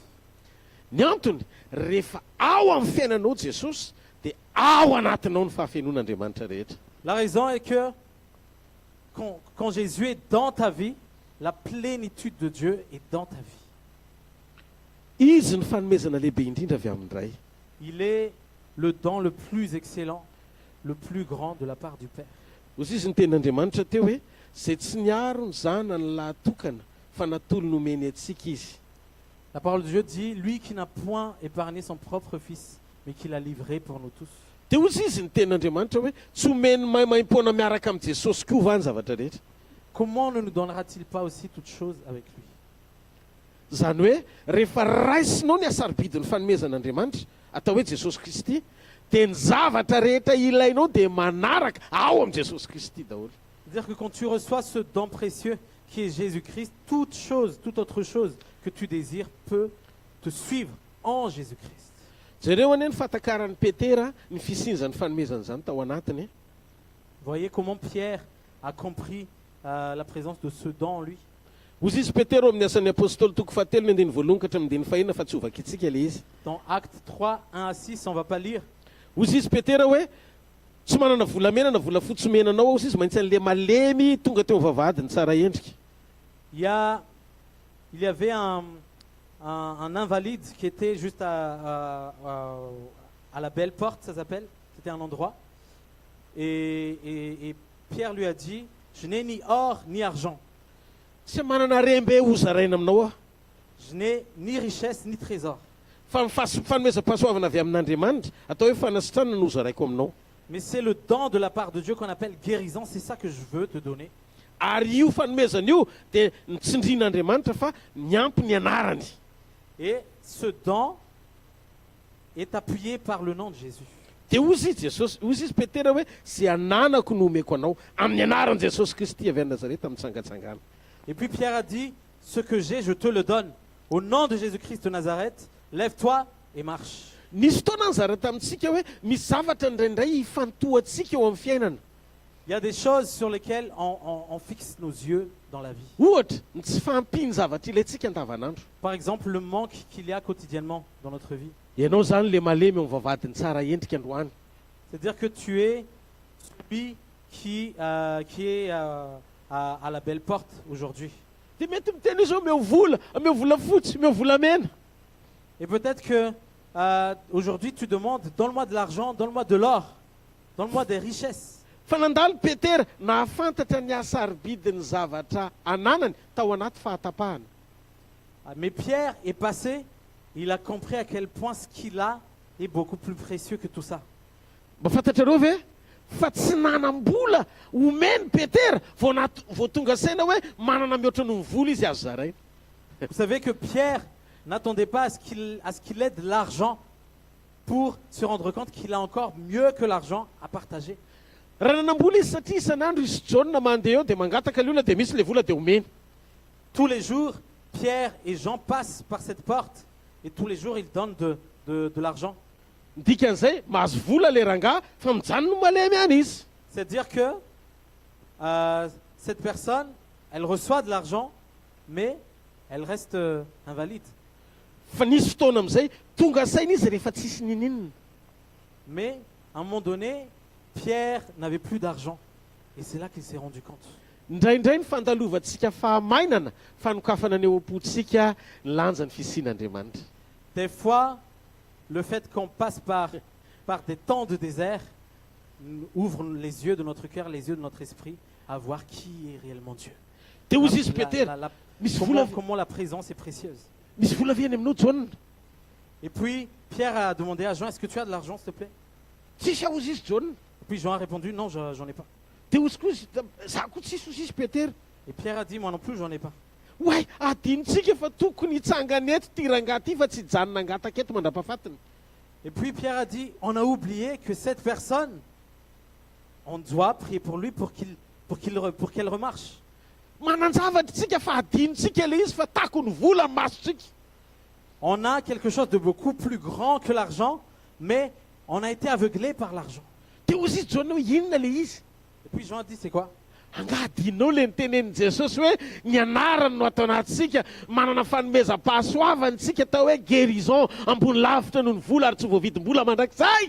Et puis Pierre a dit, est-ce que tu as oublié ce que Jésus nous a dit, que nous portons son nom et que nous avons une chose beaucoup plus précieuse que l'argent et l'or. Andaontsika mpitodika ny masony io lehilahy io any amin'i Jesosy. On va orienter et attirer l'attention de cet homme vers Jésus. Hozy izy tamin'le malemy mijery anay. Et puis, ils ont dit à cet homme invalide, regarde-nous. Dia hozy izy tamin'le malemy zay anano tsy manana vola mena na vola fotsy menanao ohatran'ny mahazatra androany. Je n'ai ni or ni argent comme d'habitude aujourd'hui. Ary misaotra an'Andriamanitra fa tsisy nininina androany. Et je remercie le Seigneur parce qu'il n'y a rien aujourd'hui. Fa zao tsy le tadiavinao no omeko anao fa le teny ilainao fa tsy fantatrao. Mais je ne vais pas te donner ce que tu me demandes, mais je vais te donner celui dont tu as besoin. Zao ankehitriny zao amin'ny anaran'i Jesosy Kristy avy any Nazareta nitsangatsangana. Maintenant même, au nom de Jésus-Christ de Nazareth, lève-toi et marche. Dia teo ny eo le rangahy dia nitsangana amin'izay. Et à cet instant même, cette personne s'est relevée et a repris des forces. Hitanareo le izy misy zavatra sarobidy ao anatin'ny zanak'Andriamanitra. Il y a quelque chose de précieux à l'intérieur, dans le cœur des enfants de Dieu. Fa mazanak'Andriamanitra anao dia tsy tian'Andriamanitra ianao amin'ity taona ity hiaina ao anaty fahavarim-barianina mitovy amin'ny jentilisa. En tant qu'enfant de Dieu, Dieu ne veut pas que tu sois distrait comme les païens. Ny jentilisa tsy mety ny fiainany raha tsy tanteraka izay ilainy. Les païens, ils ne sont jamais satisfaits, ils ne sont jamais heureux si leurs rêves ne s'accomplissent pas. Fa ianao manana fifaliana mihoatra noho ny jentilisa satria manana ny Kristy ao anatinao. Mais toi, tu as une joie beaucoup plus grande que les païens parce que tu as Christ en toi. Raha misy olona zany eto mandalo fahasahiranana.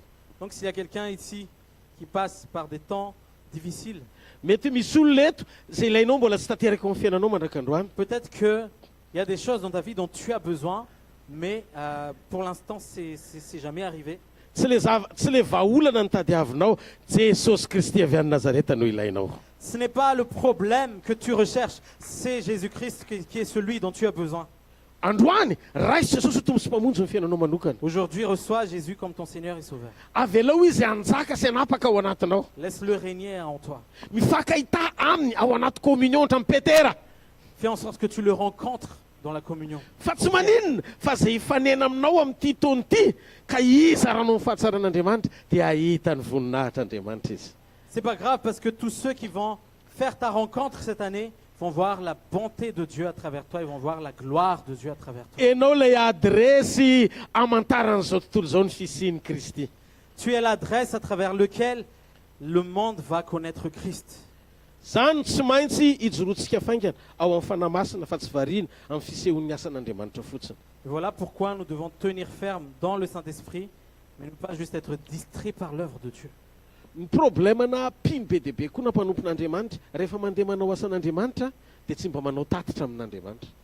Le problème de beaucoup de croyants, beaucoup d'enfants de Dieu, c'est que quand ils font quelque chose pour Dieu, ils ne font pas de compte rendu à Dieu. Hitanareo raha tsy nanao tatitra ny mpianatra fitopolo ny rahana dia tsy nahazo fananarana. Si les 70 disciples n'ont pas fait un compte rendu vers Jésus, ils n'ont pas reçu une correction, ils n'ont pas reçu un enseignement de la part de Jésus. Mba vakitsika farany eny lioka toko fahafolo ny andiny fafito ambin'ny folo ka hatrany andiny faharoapolo. On va voir dans Luc 10, 17 à 20. Vakitsika kely miaraka amin'ny anaran'i Jesosy. On va lire dans le nom de Jésus. Les 70 revinrent avec joie, disant, Seigneur, les démons même nous sont soumis en ton nom. Dia toizana ihany. Jésus leur dit, je voyais Satan tomber du ciel comme un éclair. Voici, je vous ai donné le pouvoir de marcher sur les serpents et les scorpions et sur toute la puissance de l'ennemi, et rien ne pourra vous nuire. Cependant, ne vous réjouissez pas de ce que les esprits vous sont soumis, mais réjouissez-vous de ce que vos noms sont écrits dans les cieux. Nafindran'Andriamanitra ny toerana ametrahan'ny mpianatra ny fifaliana. Dieu voulait attirer l'attention des disciples vers le salut, c'est-à-dire que Dieu a changé l'endroit de la joie qui était à l'intérieur des disciples. Le sujet de joie. Mahatonga ny olona faly rehefa ampiasain'Andriamanitra dia mankafy ny fampiasan'Andriamanitra azy. La raison pour laquelle quelqu'un est super content quand il est utilisé par Dieu, c'est parce qu'il prend du plaisir à être utilisé par Dieu. Dia fantatrareo ve ny zavatra mitranga? Raha voampifaliany ny fampiasan'Andriamanitra anao ianao dia hifantoka amin'ny fisehoan'Andriamanitra fotsiny. Quand tu es juste content de la manière dont Dieu t'utilise, tu vas juste te focaliser sur l'œuvre de Dieu. Fa rehefa mifaly amin'ny famonjeny ianao dia tsisy idiran'ilay asa ilay izy fa tonga dia direct any amin'Andriamanitra ny fifalianao. Mais quand tu te focalises sur le salut, l'œuvre n'a rien à voir avec ça. Mais ta concentration va directement vers Dieu. Za te ampianatra kely antsika ao anatina fanoharana kely zao. J'aimerais vous dire à travers une petite comparaison. Manana an'ity téléphone ity zany zao eto tanako. J'ai un téléphone ici dans ma main. Mais comme pasteur Tanjona le téléphone. Donc je tiens ce téléphone. Dia irako izy hoe tsy ananonaniny etsy ohatra. Hoe tsy kely etsy. Aty amiko ve zao ny téléphoneko? Si je vais par là, est-ce que ce téléphone est entre les mains de pasteur encore? Nirako hitondra téléphone izy. Je l'ai envoyé à ramener un téléphone. Manana ny téléphoneko ve izy any aminy? Est-ce que j'ai ce téléphone? Atsangany an-tanareo hoe any le izy. Any le izy. Ok zany miaraka aminy ve aho zao? Est-ce que je suis avec lui? Eto amin'ny toerana nisy fa ny téléphoneko no any amin'ny pasteur Tanjona. Je reste à ma place, mais mon téléphone est avec pasteur Tanjona. Zay no mahasamy hafa ny atao hoe don sy ny présence. C'est la différence entre le don et la présence. Za tsy voatery miaraka aminy fa ny téléphoneko no any aminy. Je ne suis pas obligé d'être avec lui, mais mon téléphone est avec lui. Ndika afaky ny mampiasa téléphoneko pasteur Tanjona fa tsy voatery iaraka aminy ahako. C'est-à-dire que celui que j'ai envoyé peut utiliser ce téléphone, mais je ne suis pas obligé d'être avec lui pour qu'il utilise le téléphone. Ohatr'izay koa ny anaran'i Jesosy. Il en va de même pour le nom de Jésus. Dia ohatr'izay ihany koa ny faminaniana. Il en va de même pour la prophétie. Ohatr'izay ihany koa ny fanomezam-pahasoavana rehetra. Il en va de même pour tous les dons. Misy olona afaka maminany ivelan'ny fanatrehan'Andriamanitra. Quelqu'un peut prophétiser en dehors de la présence de Dieu. Misy olona afaka mampianatra ivelan'ny fanatrehan'Andriamanitra. Quelqu'un peut enseigner en dehors de la présence de Dieu. Rehefa fahazarana amin'ny fampianarana dia mahatonga anao expert en enseignement. Quand l'enseignement devient une habitude, tu deviens un expert dans l'enseignement. Afaka ny mizara sy mitondra hafatra tsara be ivela amin'ny fanatren'Andriamanitra ny olona. Quelqu'un peut partager un très bon message en dehors de la présence de Dieu. Azo ny fahazarana sy traikefa omena tsy misy fanatren'Andriamanitra zany.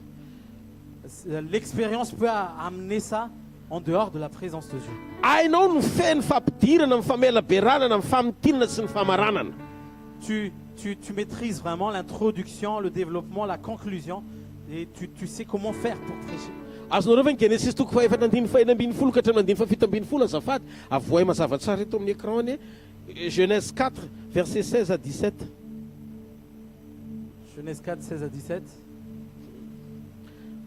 Jereo ny zavatra mitranga eo e. Au nom de Jésus. Puis Caïn s'éloigna de la face de l'Éternel et habita dans la terre de Nod à l'orient d'Éden. Caïn connut sa femme, elle conçut et enfanta Enoch. Il bâtit ensuite une ville et il donna à cette ville le nom de son fils Enoch. Jereo io teny io. Regardez bien. Mahavita manangana ville Kaina nalavitra amin'ny fanatren'Andriamanitra azy. Caïn a réussi à bâtir une ville en dehors de la présence de Dieu, loin de la présence de Dieu.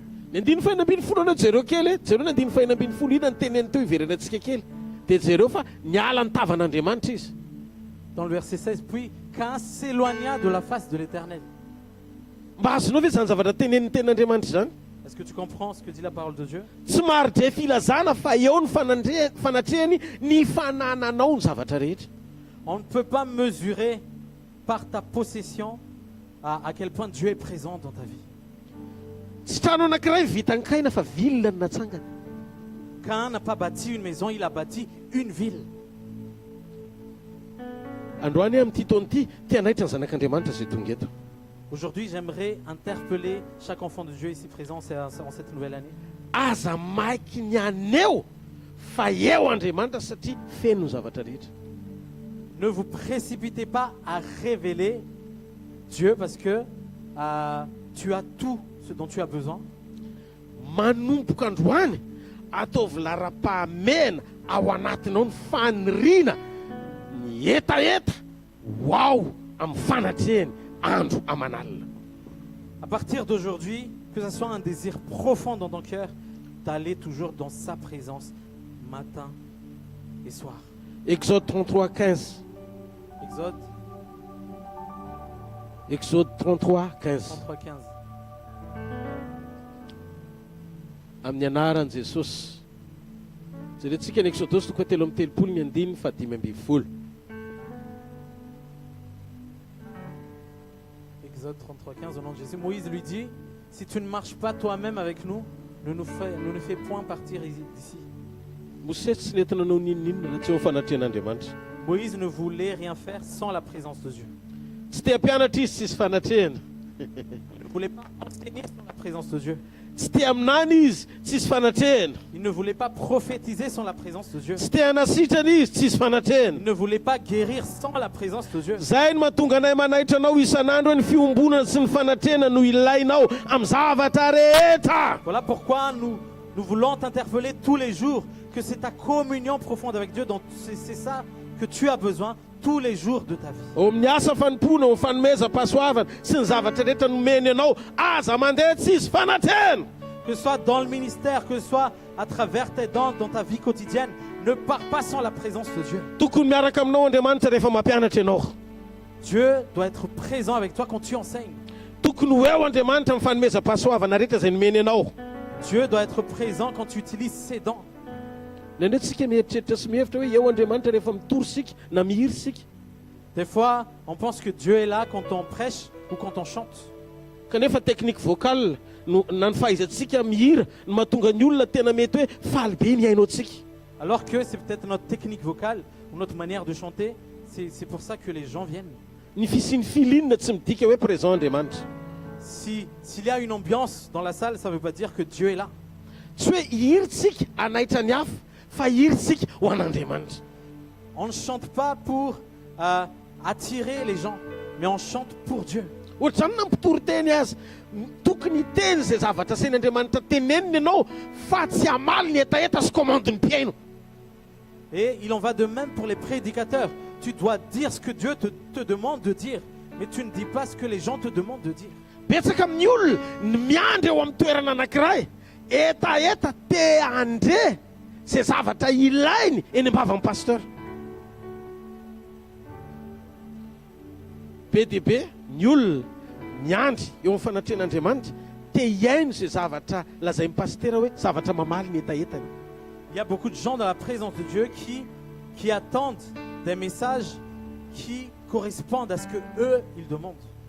Fa amin'ity taona ity aza mijoro amaly ny etaetan'ny olona fa mijoro aneo ny etaetan'Andriamanitra. Mais cette année, ne réponds pas aux demandes des gens, mais réponds aux demandes de Dieu. Rehefa izay ny zavatra mitranga dia tsy mpanompo ho ampifaliany fanomezam-pahasoavana mandrakizay ianao. Si c'est ça qui se passe, tu vas être un serviteur qui ne va pas se contenter juste de la manière dont Dieu t'utilise. Fa olona anankiray afaka hamaly ny etaetan'Andriamanitra miaina ny fahafenony. Mais tu es quelqu'un qui va répondre à la soif de Dieu, qui va vivre la plénitude de Dieu.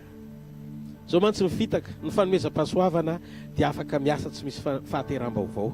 Voilà ce qui nous trompe, c'est que les dons de Dieu peuvent même opérer sans la nouvelle naissance.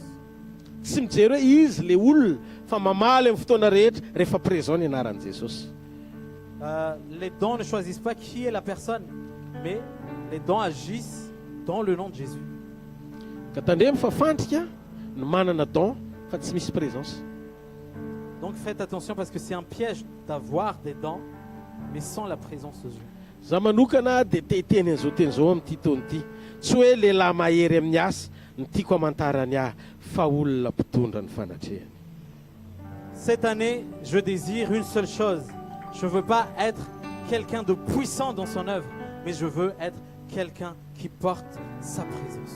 Atao inona no ampiasain'Andriamanitra amin'ny fomba miavaka nefa tsy fantany amin'ny fotoana iverenany. Pourquoi être utilisé puissamment par Dieu et ne pas être connu de lui au moment de son retour? Timothée faharoa toko faharoa ny 2:7. 2 Timothée 2, verset 19. 2 Timothée 2, 19.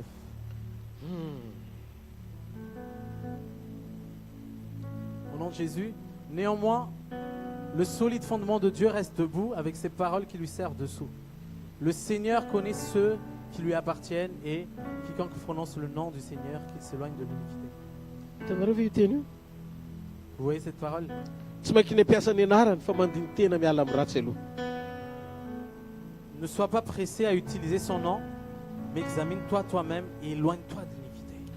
Tandremo fa be dia be ny sekoly mampianatra anao mitory, mampianatra anao maminany, mampianatra anao mampita zavatra, manaitra, mandona. Attention parce qu'il y a beaucoup de messages et d'enseignements qui t'apprennent à comment enseigner, comment guérir, comment prophétiser. Tsy zany no ilaina ho tonga mpitory-teny mahay. Le but, ce n'est pas d'être un très bon prédicateur. Fa ny zavatra tena ilain'Andriamanitra dia ianao hitondra ny fanatrehany. Mais ce que Dieu recherche, c'est que tu portes sa présence. Ny olona hitondra ny présencen'Andriamanitra dia olona manana communion profonde amin'Andriamanitra. Quelqu'un qui porte la présence de Dieu, c'est parce qu'il est en communion profonde avec Dieu. Ny zavatra rehetra endrim-panehoany ety ivelany fandresen-dahatra ao anaty. Toutes choses sont un reflet extérieur de ce qui se passe à l'intérieur. Ianao zao rehefa miteny hoe tiako ianao tompo tena avy any anatinao zany. Quand tu dis par exemple je t'aime Seigneur, c'est quelque chose qui vient de ton cœur. Tadidio ty zavatra lazaiko ity tsy mitovy ny atao hoe olona mafy ny zavatra rehetra sy ny olona afaka hanome ny zavatra rehetra. C'est pas pareil quelqu'un qui est désintéressé, qui arrive à tout laisser, et quelqu'un qui est prêt à tout donner. Tsy mitovy ireo zavatra ireo. Baiboly ny ten'Andriamanitra milaza amin'ny 1 Corinthiens 13 hoe misy olona afaka hanolotra ny tena nodorana nefa tsy amin'ny fitiavana. Dans 1 Corinthiens 13, on peut voir qu'il existe des gens qui peuvent même se sacrifier en brûlant leur corps, mais ils le font sans amour. Dia hoy sisy ten'Andriamanitra hoe na manana nanolotra ny tenako dorana za kanefa tsy manam-pitiavana dia tsinona. Même si j'offre mon corps à brûler, Je ne suis rien sans l'amour. Ny fahafoizana dia état du cœur. Toe-po le izy. Le fait de vouloir tout laisser, c'est un état de cœur. Ny hoe fahafoizana tiany Jesosy olazaina dia fanadonona ny zavatra rehetra noho ny fanjakan'Andriamanitra. Le fait que tu veux tout laisser, c'est un état de cœur pour le royaume de Dieu. Tu Et veux nous- tout laisser pour le royaume de Dieu. Ohatran'ny Zakaiosy voaniona tamin'i Jesosy izy izay zavatra ny fikiriny sy nametrahany fiainany no nafoiny voalohany. C'est comme Zachée, c'est la chose à laquelle il s'est attaché toute sa vie, c'est ça qu'il a laissé pour Jésus. Raha ohatra tsika manompo an'Andriamanitra nefa tsy manana an'izay entahana toe-po zay hoe mahafoy ny zavatra rehetra dia tsy mbola tanteraka ny antom-pisiany ilan'Andriamanitra antsika. Si nous servons Dieu, mais que nous n'avons pas encore ce cœur de vouloir tout laisser pour Dieu, notre fermeté dans la volonté de Dieu n'est pas encore parfaite. Atsangany hoe ny tanan'izay meno anahiko. Lasa miafina ao ambadiky ny toroteny tsara be ianao. Des fois, tu te caches derrière une très belle prédication. Miafina ao ambadiky ny asa ataonao ety ivelany te ho tsara eo mason'ny olona fotsiny. Et des fois, tu te caches derrière les belles œuvres que tu fais extérieurement. Lasa miafina ao ambadiky ny anarana sy titra maha-pasteur sy profety fotsiny. Et des fois, tu te caches derrière les titres pasteur, prophète. Nefa ny ao anatinao tsy mamaly an'izay zavatra andrasan'Andriamanitra aminao. Alors que tu ne réponds pas à la demande de Dieu, à ce qui plaît à Dieu. Ny olona manana ny fanatrehan'Andriamanitra ihany no afaka aneo an'Andriamanitra amin'ny hafa. Seul celui qui a la présence de Dieu peut révéler Dieu aux autres. Mila fantatrao fa tsy tonga Jesosy hiantso mpiasa hizara talenta sy fahasoavana. Jésus n'est pas venu pour appeler des serviteurs et pour partager juste ses dents. Fa tonga izy anangana anao ho zanak'Andriamanitra iray tanteraka aminy ao amin'iray. Mais il t'a appelé et il t'a adopté en tant que fils pour que tu puisses être en communion éternelle avec lui. Petera conscient tsara hoe manana an' Jesosy izy. Pierre était conscient qu'il avait Jésus. Noho izany ny fanatrehan'i Jesosy dia miseho amin'ny alalan'i Petera. Voilà pourquoi la présence de Dieu se révèle à travers Pierre. Rehefa mety Petera ho vatana trano fanahy itoeran'Andriamanitra na ny aliko Petera aza azon'Andriamanitra ampiasaina na sitrana marary. Quand Pierre a accepté d'être porteur de la présence de Dieu, là où le Saint-Esprit habite, même son ombre a pu guérir les malades. Amin'ity taona ity aza mitoky amin'ny répétition fa mitoky amin'ny communion avant répétition. Cette année, ne t'attache pas à la répétition, mais attache-toi à la communion. Aza miezaka ny aneo zavatra tsara tarehy itiafan'ny olona anao fa manana fiombonana tsara tarehy itiafan'Andriamanitra anao. N'essaie pas de faire des choses, de belles choses pour que les gens t'applaudissent, mais essaie de faire ce qui plaît à Dieu pour que Dieu t'applaudisse. Dia volana mitady zay fotoana fotsiny analana baraka anao. Parce que le diable attend juste ce moment où il va t'humilier. Fa ny rainao tsy ohatry zany. Mais ton Père n'est pas comme ça. Ny rainao mijery anao dia misaina foana izay nangarana anao. Ton Père te regarde, il pense toujours à comment il va te relever. Miarabanao amin'ity taom-baovao ity fa fotoana ity taona androany ity manomboka iarahantsika eto ananganan'Andriamanitra anao olona vaovao indray. Félicitations parce que aujourd'hui est le jour où Dieu va te relever en quelqu'un de nouveau. Ny olona ampivavaka, ny olona manana toe-panaraka an'Andriamanitra dia olona ho feno ny fanatrehan'Andriamanitra. Quelqu'un qui a une vie de prière régulière et qui a la communion avec Dieu sera quelqu'un qui va porter la présence de Dieu. Zany mampahazo aina an' Jesosy. Parce que c'est ce qui met à l'aise Dieu. Mahasamihafa ny hoe don miasa sy ny présence dia zao. La différence entre don, l'œuvre et la présence, Mety tsara be mivokatra hitamaso omeny don. peut-être que les dons peuvent manifester plein de belles choses extérieurement. Rehefa miasa zany ny don dia hitanao hoe miseho ny fahatsaran'Andriamanitra hitamaso. Quand les dons agissent, tu vois bien, tu vois vraiment la bonté de Dieu, la beauté de Dieu extérieurement. Fa ny fiovampo marina tsy tanteraka eo amin'ny toerana tsy misy présence. Mais un vrai changement de cœur ne peut pas s'opérer sans la présence de Dieu. Androany hariva ataovy azo antoka fa hita amin'ny fanatrehan'Andriamanitra ianao. Cet après-midi, sois sûr que tu es dans la présence de Dieu. Averiko indray dia ho faranako ny andrasany voary rehetra dia ny fampisehoana an' Jesosy ao anatinao sy amin'ny alalanao. Je vais terminer. La création attend avec ardent désir la révélation des fils de Dieu. Soratantsika kely ny Romanina 8:19 ny afatra tamin'ny farantaony. C'était le message de la fin d'année. Romanina 8:19 Romains 8:19. à 21. Romains 8:19 à 21. Ya. Aussi la création attend-elle avec un ardent désir la révélation des fils de Dieu. Dia toy izana ihany. Car la création a été soumise à la vanité, non de son gré, mais à cause de celui qui l'y a soumise. Avec l'espérance qu'elle aussi sera affranchie de la servitude de la corruption pour avoir part à la liberté de la gloire des enfants de Dieu. Amen. Hitanareo andiny fahasambin'ny folo ny voary rehetra dia miandrika maniry fatratra amin'ny fampisehoana ny zanak'Andriamanitra. Voilà, on peut lire que aussi la création attend-elle avec un ardent désir la révélation des fils de Dieu. Inona no andrasany? Qu'est-ce que la création attend? Tsy politika tsara tantana. Ce n'est pas une bonne politique de gestion. Science ny ilaina. Ce n'est pas la science que la création attend. Tsy vaholan'olombelona. Ce n'est pas une solution humaine. Tsy zay ny anovany zao tontolo zao. Ce n'est pas ça qui va changer le monde. Fa ny politika, ny science sy ny solution n'olombelona. La politique, la science, les solutions humaines. Reny dia tsy maintsy hifarana any amin'ny nouvel ordre mondial daholo. Ça va aboutir au nouvel ordre mondial. Fa zao ny zavatra andrasany voary rehetra. Mais voilà ce que la création attend.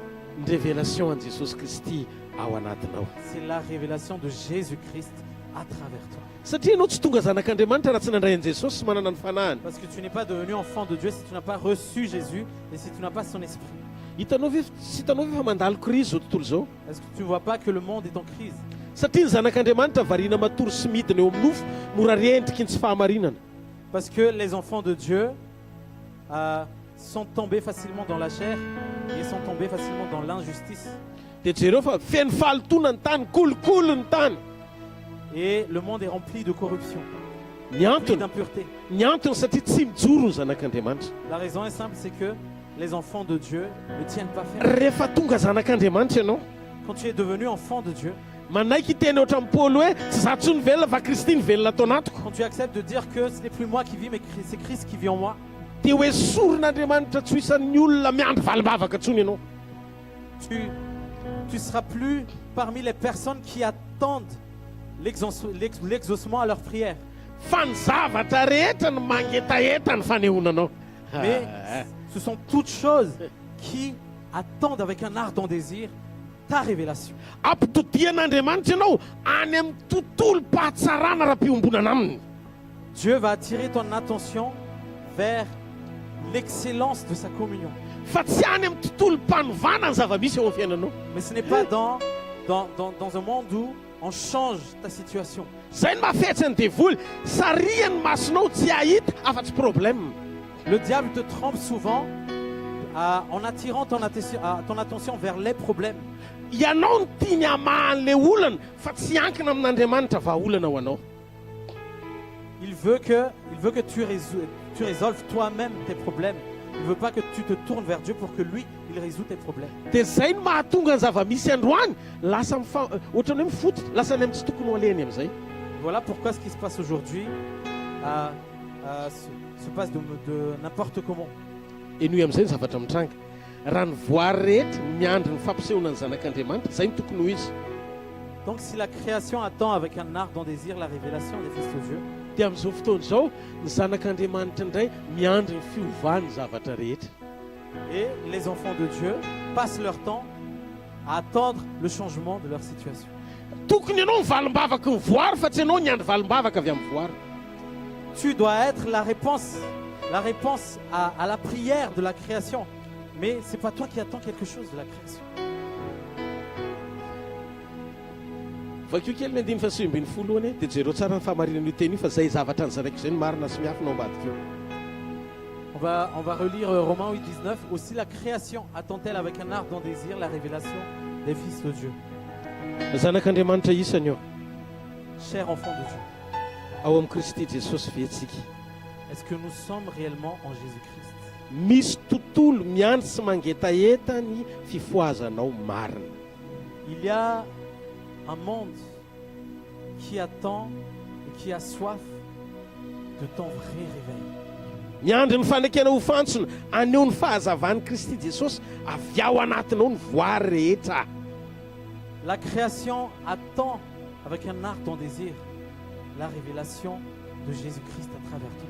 miangavy ianao aza velo faty ny afo ny fahamarinana. Je t'en supplie, ne laisse pas ton feu s'éteindre. aza velo faty ny afo ny fahamarinana amin'ny alalan'ny fanamasina ao anatinao. Ne laisse pas le feu de la vérité qui vient du Saint-Esprit s'éteindre en toi. ny voary rehetra tsy maniry sy mitady fombafomba mpivavahana. La création n'attend pas une religion. zanak'Andriamanitra feno fanamasina miaina sy mampiaina ny fisiny Kristy no ilaina. La création attend des enfants de Dieu remplis du Saint-Esprit et remplis de la présence de Dieu et qui manifestent Jésus-Christ. miaina amin'ny fiainam-baovao rehefa nateraka indray ianao. Vis dans une nouveauté de vie si tu es né de nouveau. Galatia tena toko fatimy andiny faroa amby roapolo ka hatrany andiny fatelo amby roapolo. Galates 5, 22, 23. vokatry ny fanahy fantatsika tsy anjery. On connaît par cœur les fruits de l'esprit. atsangano hoe ny tanan'izay mandray andro any ariva. Est-ce que tu peux lever ta main si tu m'entends? teneniny eo akaikinao tonga ny fotoana ny famirapirantanao. Dis à celui qui est à côté de toi, il est Avec- temps pour toi de prier. teneny hoe tonga ny fotoana ny famirapirantanao e. Dis à celui qui est à côté de toi, il est temps pour toi de prier. miala amin'ny fiainana taloha miala amin'ny fiainana taloha. Quitte ton passé,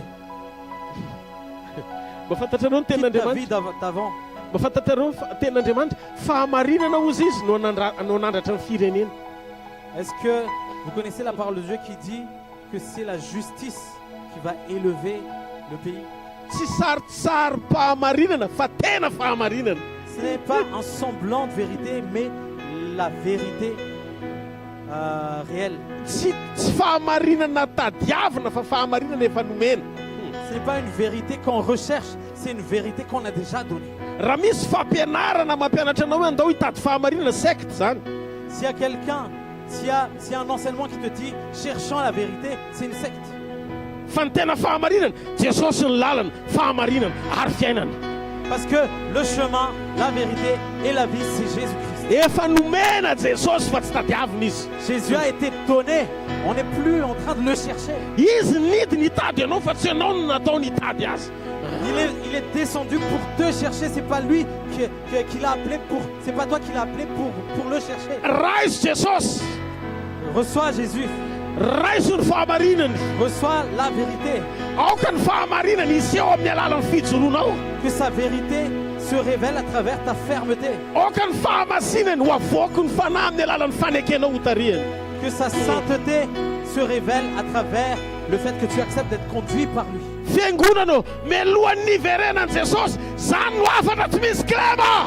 Avant le retour de Jésus, Église, c'est ça le message sans compromis. madeteka ho Est-ce an'Andriamanitra. qu'on peut acclamer le Seigneur? ory ny voary rehetra La création souffre, amin'izao fotoana izao mitomany ny voary. la création pleure. miratsy manohatra anao ny voary. Et ça, y a plein de mauvaises choses qui se passent et la création est contre toi. zany mahatonga an'ireny hoe catastrophe naturelle ozy isika. Voilà pourquoi il y a des catastrophes naturelles. ny antony dia tsotra ny voary mitaraina fa tsy mijoro ny zanak'Andriamanitra. Parce que la création souffre, parce que les enfants de Dieu ne tiennent pas ferme dans la volonté de Dieu. manararaotra ny devoly mampanohatra ny voary ny zanak'olombelona. Et le diable profite de cette occasion pour que la création s'oppose aux enfants de Dieu. mialohan'ny niverenan'i Jesosy apakatra antsika. Avant le retour de Jésus, andao valitsika ny valimbavaka ny voary répondant à la prière de la création. fa tsy isika no tady valimbavaka ao amin'ny voary. Mais ne cherchons pas la réponse à nos prières dans la création. inona ny zavatra takiany Jesosy aminao? Qu'est-ce que Jésus exige de toi? verenao ny communion. Reviens à la communion. raha miray amiko ianareo ka mitoetra ao anatinareo ny teniko. Si vous demeurez en moi et que ma parole demeure en vous, dia angatao izay tianareo na inona fa omeko anareo zany. demandez tout ce que vous voudrez et cela vous sera accordé. Ny vaolana ho anao tsy ho ambadiky ny fitadiavana vaolana, fa ho ambadiky ny famaliana ny entaentan'Andriamanitra iombona aminy. Ta solution n'est pas dans la recherche d'une solution justement, mais c'est derrière ta communion avec Dieu. Korotana ny voary rehetra, misento ny voary rehetra rehefa tsy hijoro ny zanak'Andriamanitra. La création soupire, la création souffre quand les enfants de Dieu ne tiennent pas ferme. Raha ny oloko izay natsoina amin'ny anarako no avy eny ery tena. Si mon peuple sur qui est invoqué mon nom s'humilie, No avy eny ery tena hivavaka, prie hiala amin'ny ratsy fanaony, et se détourne du mal, dia ihaino azy any an-danitra, je l'écouterai, dia mela ny elony ahy, je lui pardonnerai, dia anasitrana ny taniny ahy. et je guérirai son pays.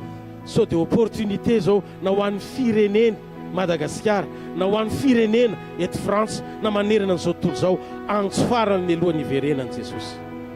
C'est une occasion aujourd'hui. Peut-être que c'est le dernier appel avant que Jésus revienne. Pour le pays, pour Madagascar, pour la France, pour chacun d'entre nous. Ho antsika tsirairay avy, Pour chacun d'entre nous. tsangano amin'ny toerana misy anao. Est-ce qu'on peut se lever là où nous sommes? Zareo masony eo akaikinao dia teneno izy, so dia efa tokony hiova amin'izay tsika hoe. Regarde les yeux de celui qui est à côté de toi et dis-lui, il n'est pas temps de changer.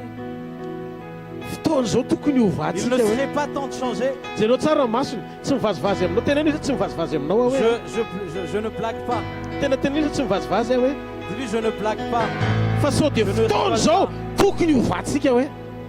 Dis-lui, il est temps de changer. Mamita teny sika raha zao mbola anao mifanaotsika ihany. Parce qu'on se trompe nous-mêmes si on continue à faire ce qu'on a déjà fait auparavant. Efa lasa ny zavatra taloha, tongotra ny tananao efa lasa ny zavatra taloha. Les choses anciennes sont passées. Averena, efa lasa ny zavatra taloha. Répète avec moi, les choses anciennes sont passées. Averena, efa lasa ny zavatra taloha. Redis encore, les choses anciennes sont passées. Tsy hiverin-dalana intsony aho. Je ne retournerai plus en arrière. Misy olona resy lahatra ve eto tena zay no fiainana orinany Est-ce que androany. quelqu'un est convaincu que ça va être sa Atsangana vie à ambony tsara partir hoe ny tananao d'aujourd'hui? taovatry zao mba ho hitako.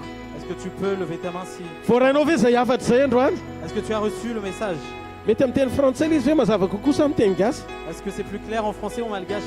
Raha resy lahatra ianao fa voarainao tsara ny zavatra nytenenin Jesosy androany, ho dia voaretimodinao ny tokantranonao sy ny fiainanao ray manontolo dia afa mafy be ho an'Andriamanitra. Si c'est ta vie à partir de maintenant, acclame le Seigneur. Alléluia! Alléluia! Ny fanatrehan'Andriamanitra ny fiainana. La présence de Dieu est notre vie. Manombo mizara fandraisana amin'izay. On va partager la Sainte Fandraisana Seine. amin'izay. Avofany amin'ny lanitra ny tanao dia misaora azy amin'ny fonao manontolo. On va lever nos mains et on va remercier le Seigneur de tout notre cœur. Teneny Jesosy hoe mangeta hitanao ny fanahiko. Dis à Jésus, j'ai soif de toi. Tenenao ny ilaiko.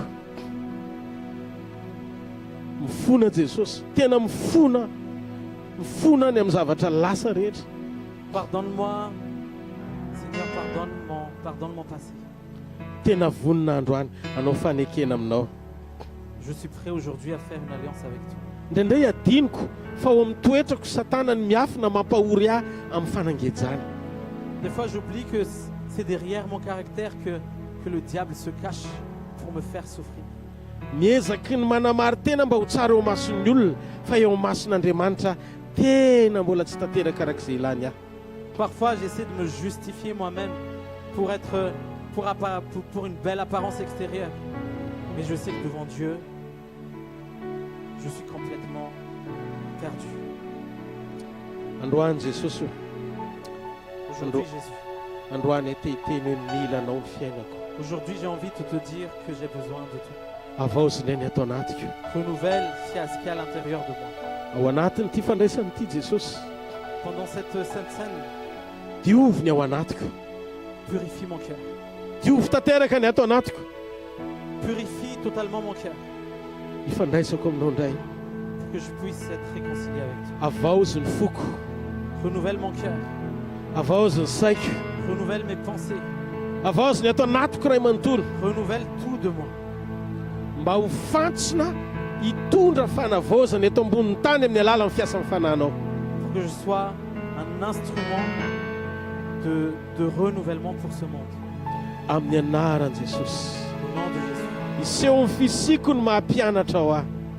Qu'à travers mon existence, tout le monde voit que je suis ton disciple. Vonina Jesosy io. Je suis prêt, Jésus.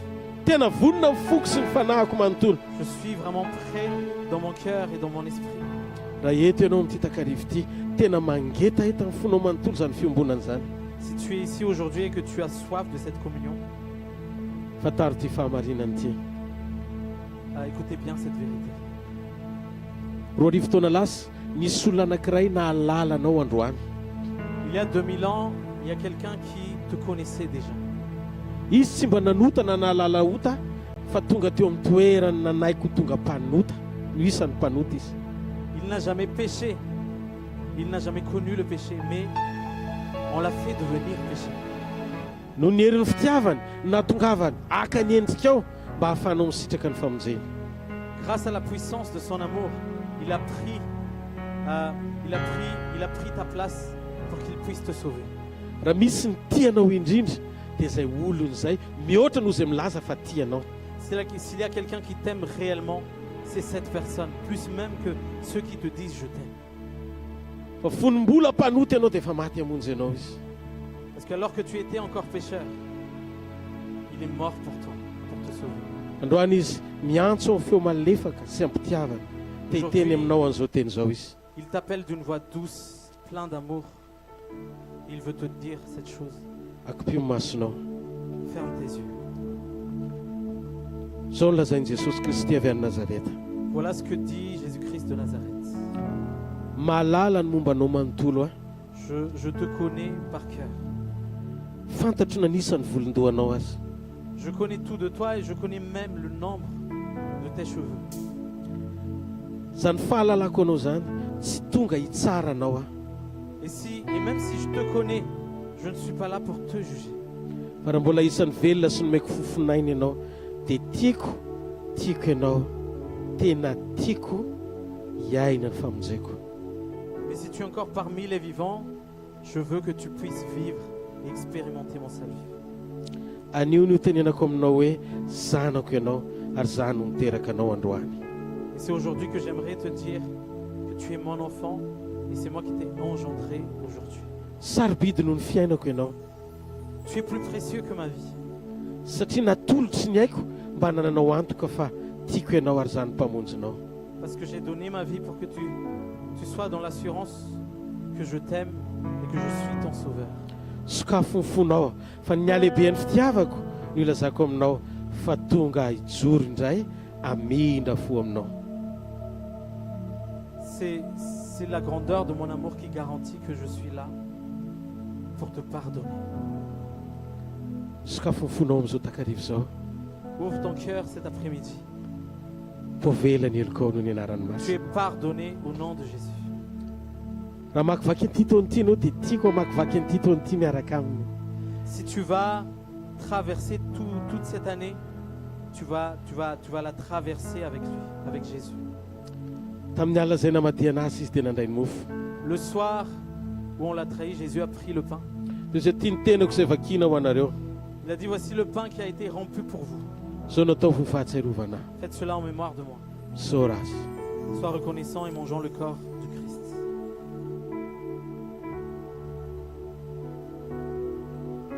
Taka izany koa ny ranom-boaloboka. Il en va de même pour le raisin. Ho Jezu hoe tia ny rano fanekena vaovao izay nalatsako anareo ho famelana ny fahotanareo. Voici le sang que j'ai versé pour vous, le sang de la nouvelle alliance éternelle. Raiso ny rano famelan-keloka dia misitraha famelan-keloka avy aminy. Saora azy. Reçois le sang du pardon et bénéficie de ce pardon. Buvant le sang de Jésus.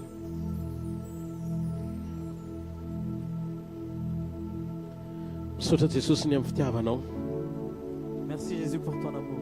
Misaotra amin'ny famondraponao. Merci pour ton pardon. Misaotra amin'ny zavatra rehetra Jesosy mahalalako. Merci pour toutes choses. Androany dia miombona tanteraka indray amin'ny fisianao ato anatiko. Aujourd'hui, je veux être en communion totale avec toi. Anao a Jesosy anao mandrakizay. Parce que je t'appartiens éternellement. Misaotra Jesosy. Merci Jésus. Amen. Nao tia tanina mafy ho an'Andriamanitra. On va passer aux offrandes.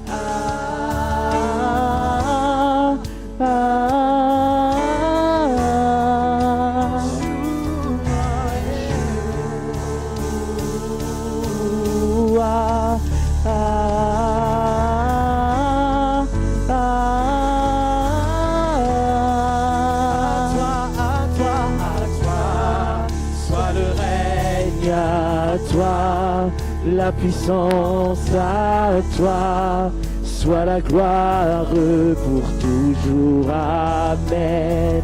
À toi, soit le règne, à toi, la puissance à toi, soit la gloire pour toujours. Amen. À toi, soit le règne, à toi, la puissance à toi, soit la gloire pour toujours. Amen. À toi, soit le règne, à toi, la puissance à toi, soit la gloire pour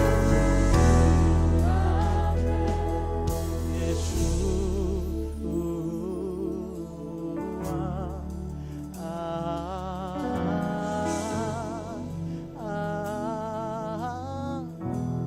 Tu es celui dont nous avons besoin.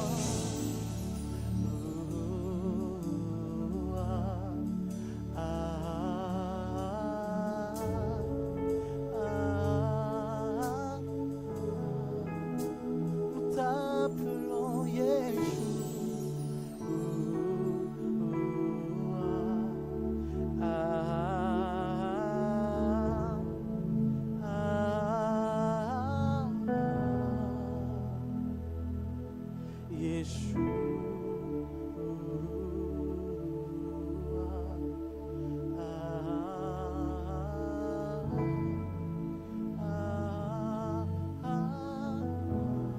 Est-ce qu'on peut acclamer fort le Seigneur pour sa parole?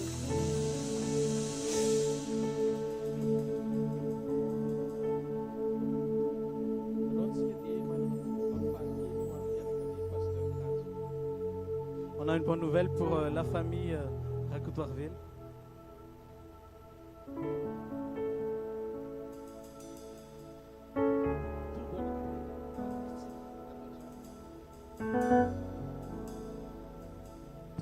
On a un nouveau soldat. C'est un petit soldat qu'on va présenter à Dieu aujourd'hui.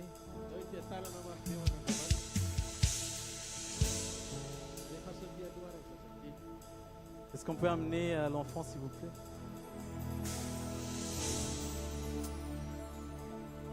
Est-ce qu'on peut acclamer, s'il vous plaît?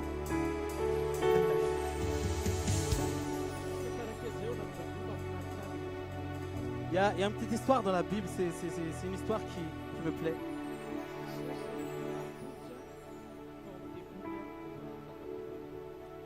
Jésus, quand il était bébé, on l'a présenté après 8 jours au temple.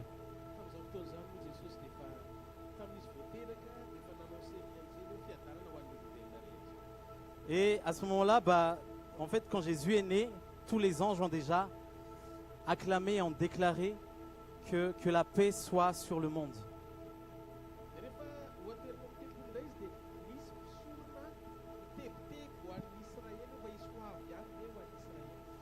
Et puis il y a des prêtres, des prophètes qui se sont inquiétés. Est-ce que ce Messie qui devait venir pour Israël, est-ce qu'il va vraiment venir?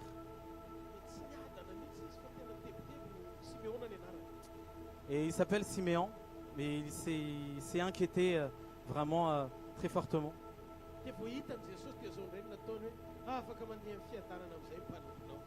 Et dès qu'il a vu Jésus, il a dit que ton serviteur peut aller en paix.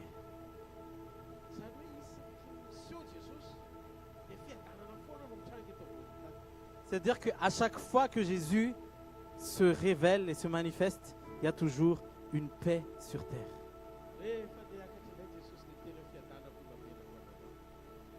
Et quand Jésus allait monter, il a dit, je vous laisse ma paix.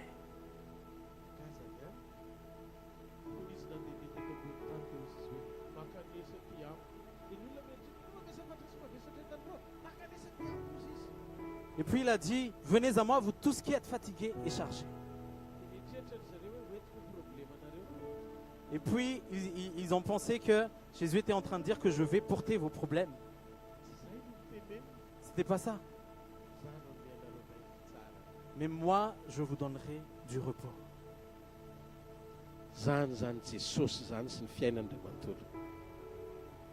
Jésus est comme ça, dans toute sa vie éternellement. Zay andriny fiadanana zay no anolorana ny zazakely eto anatrehan'Andriamanitra. C'est à ce prince de paix qu'on va présenter ce bébé aujourd'hui. Iza moa ny anaran'ny zazakely?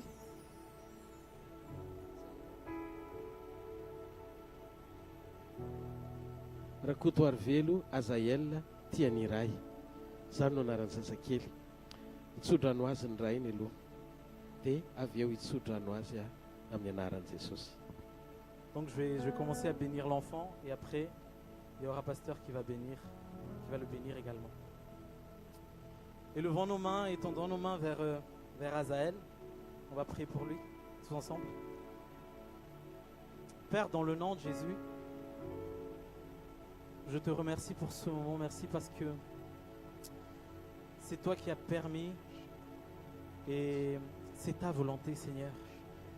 Merci, Seigneur, pour Azael. Aujourd'hui, je prie pour mon fils et je prie pour sa vie. Que tu sois son alpha et son oméga, Seigneur. Que tu sois l'alpha et l'oméga d'Azael. Il est béni quand il entre, il est béni quand il sort. Il est béni dans les champs, il est béni dans la ville. Il sera la tête et non la queue. Il sera en haut et non en bas. Il sera premier et non dernier. Azael veut dire œuvre de Dieu. Et qu'à travers la vie d'Azael, que tu puisses accomplir ton œuvre, Seigneur.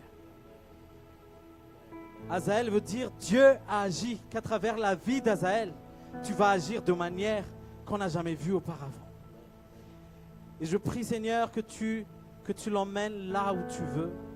Je prie, Seigneur, que tu l'emmènes vers sa destinée. Je prie, Seigneur, que tout ce que tu as prévu pour sa vie, tu vas l'accomplir dans le nom de Jésus. Azael est béni aujourd'hui éternellement. Azael est rempli de ta grâce, de ta gloire. Et dans chaque domaine de sa vie,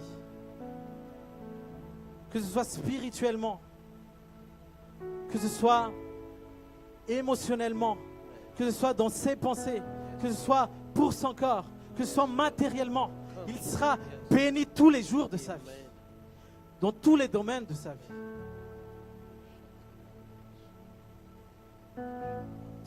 L'œuvre de ses mains est bénie de l'Éternel. Il va accomplir ta volonté. Il va être rempli de ta joie. Il va être rempli de ta paix. Il va être rempli de ton amour. Et quand le jour viendra, il sera ton enfant. On a connu sa naissance il y a un mois de cela. Mais il connaîtra encore une nouvelle naissance. Viendra le jour que tu as déjà fixé, Seigneur. Et ce sera ton enfant. Et il t'appartient éternellement. Au nom de Jésus-Christ de Nazareth. Alléluia. Amen. Amen. Oh, so.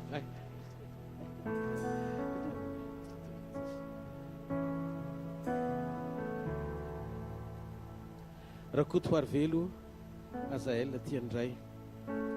Androany ny anolorana ny anaranao eto anatren'Andriamanitra Raisy Jesosy Kristy tompontsika. C'est aujourd'hui qu'on va te présenter auprès du Père et Jésus-Christ notre Seigneur. Dikany hoe Azael dia miseho Andriamanitra. Azael veut dire Dieu se manifeste. Dika zany fa ty taona ity dia taona ho an'ny Azael. C'est-à-dire que cette année est l'année d'Azael. Tononoko amin'ny anaran'i Jesosy androany ny fahamarinan'izany anaran'izany ao an-danitra rehefa tonono zany eto ambony tany manomboka androany teo amin'ny bokin'ny fiainan'Andriamanitra zany.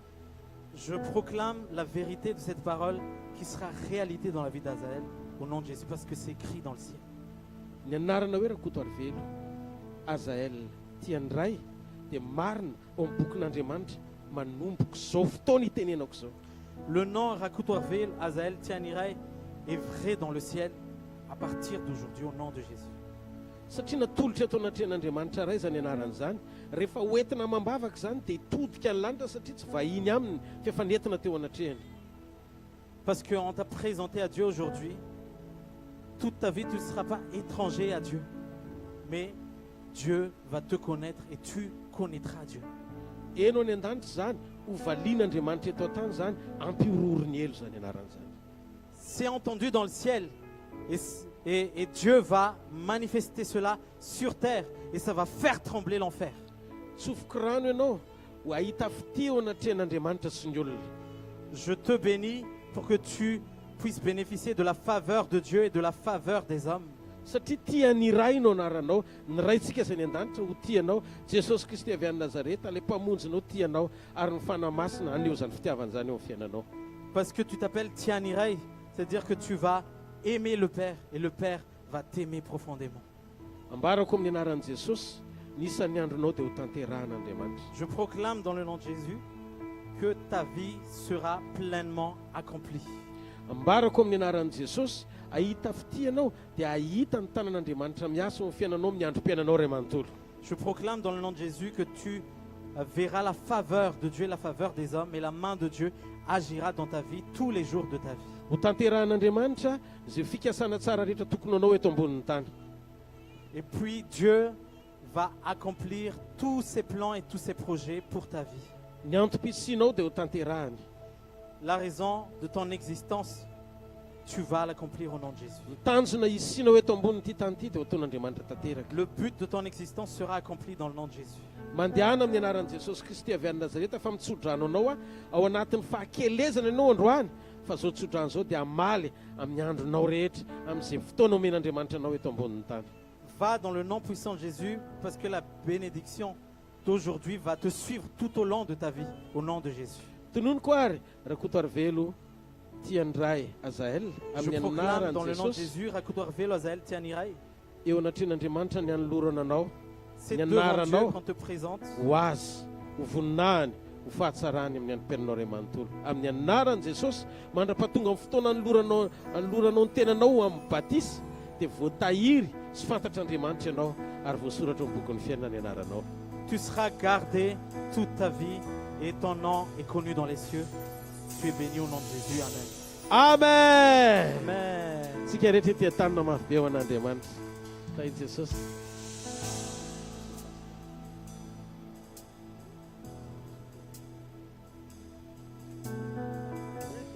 Afoafainy amin'ny lanitra ny tananao dia ndaontsika hisaotra n'Andriamanitra amin'ny fotsika manontolo.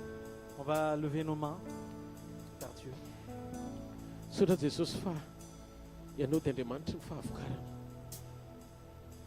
Andriamanitra ny fahavokarana ianao. Il est le Dieu de la moisson. Misaotra satria reko sy tsapako fa ny fidirany rehetra amin'ity taona ity dia taona tena isehonao eo amin'ny fiainany tsirairay avy. Je sais que cette année, tu vas te manifester dans la vie de chacun d'entre nous. Zay Andriamanitra tena faly satria zao ny fotoana iainanay sy isitranay ny vokatry ny communion. Nous sommes vraiment dans la joie parce que c'est le moment où nous bénéficions du résultat de notre communion. Afoafainy amin'ny lanitra ny tananao dia misaora n'Andriamanitra ny fonao manontolo. Lève tes mains et remercie le Seigneur de tout ton cœur. Misaotra amin'ny teninao Andriamanitra. Merci pour ta parole, Jésus. Misaotra amin'ny afatra nomenao anay androany. Merci pour le message d'aujourd'hui. Raha ialy eto amin'ity toeran'ity zay androany Si nous allons partir d'ici aujourd'hui, dia miaraka amin'ny fanatrehanao, nous irons avec ta présence. miaraka amin'ny fanotronanao Nous irons avec ton assistance. ary mandritra nyity taona ity zay tsy handera tsy araka aminay mandrakariva ny tavanao. Et tout au long de cette année, nous ne partirons pas sans ta main et sans ta présence. Zay tena mino fa ianao no hery lehibe sy fahatsarana ambony indrindra ho anay. Nous croyons vraiment que tu es la puissance et la bonté qui nous accompagne tout au long de notre vie. Mandidy ianao amin'ny anaran'i Jesosy a mandihana fataonao anao ty taona ity. Je t'ordonne dans le nom de Jésus, pars parce que cette année, elle est faite pour toi. Tononoko amin'ny anaran'i Jesosy tsy handre loza avy eo amin'ny varavaran'ny tranonao zany tsika. Il n'y aura jamais de mauvaises nouvelles dans ton foyer. Tononoko amin'ny anaran'i Jesosy fa ny fahatsaran'Andriamanitra hanaraka anao amin'ny androm-piainanao ray manontolo. Je proclame que la bonté de Dieu t'accompagne tout au long de ta vie.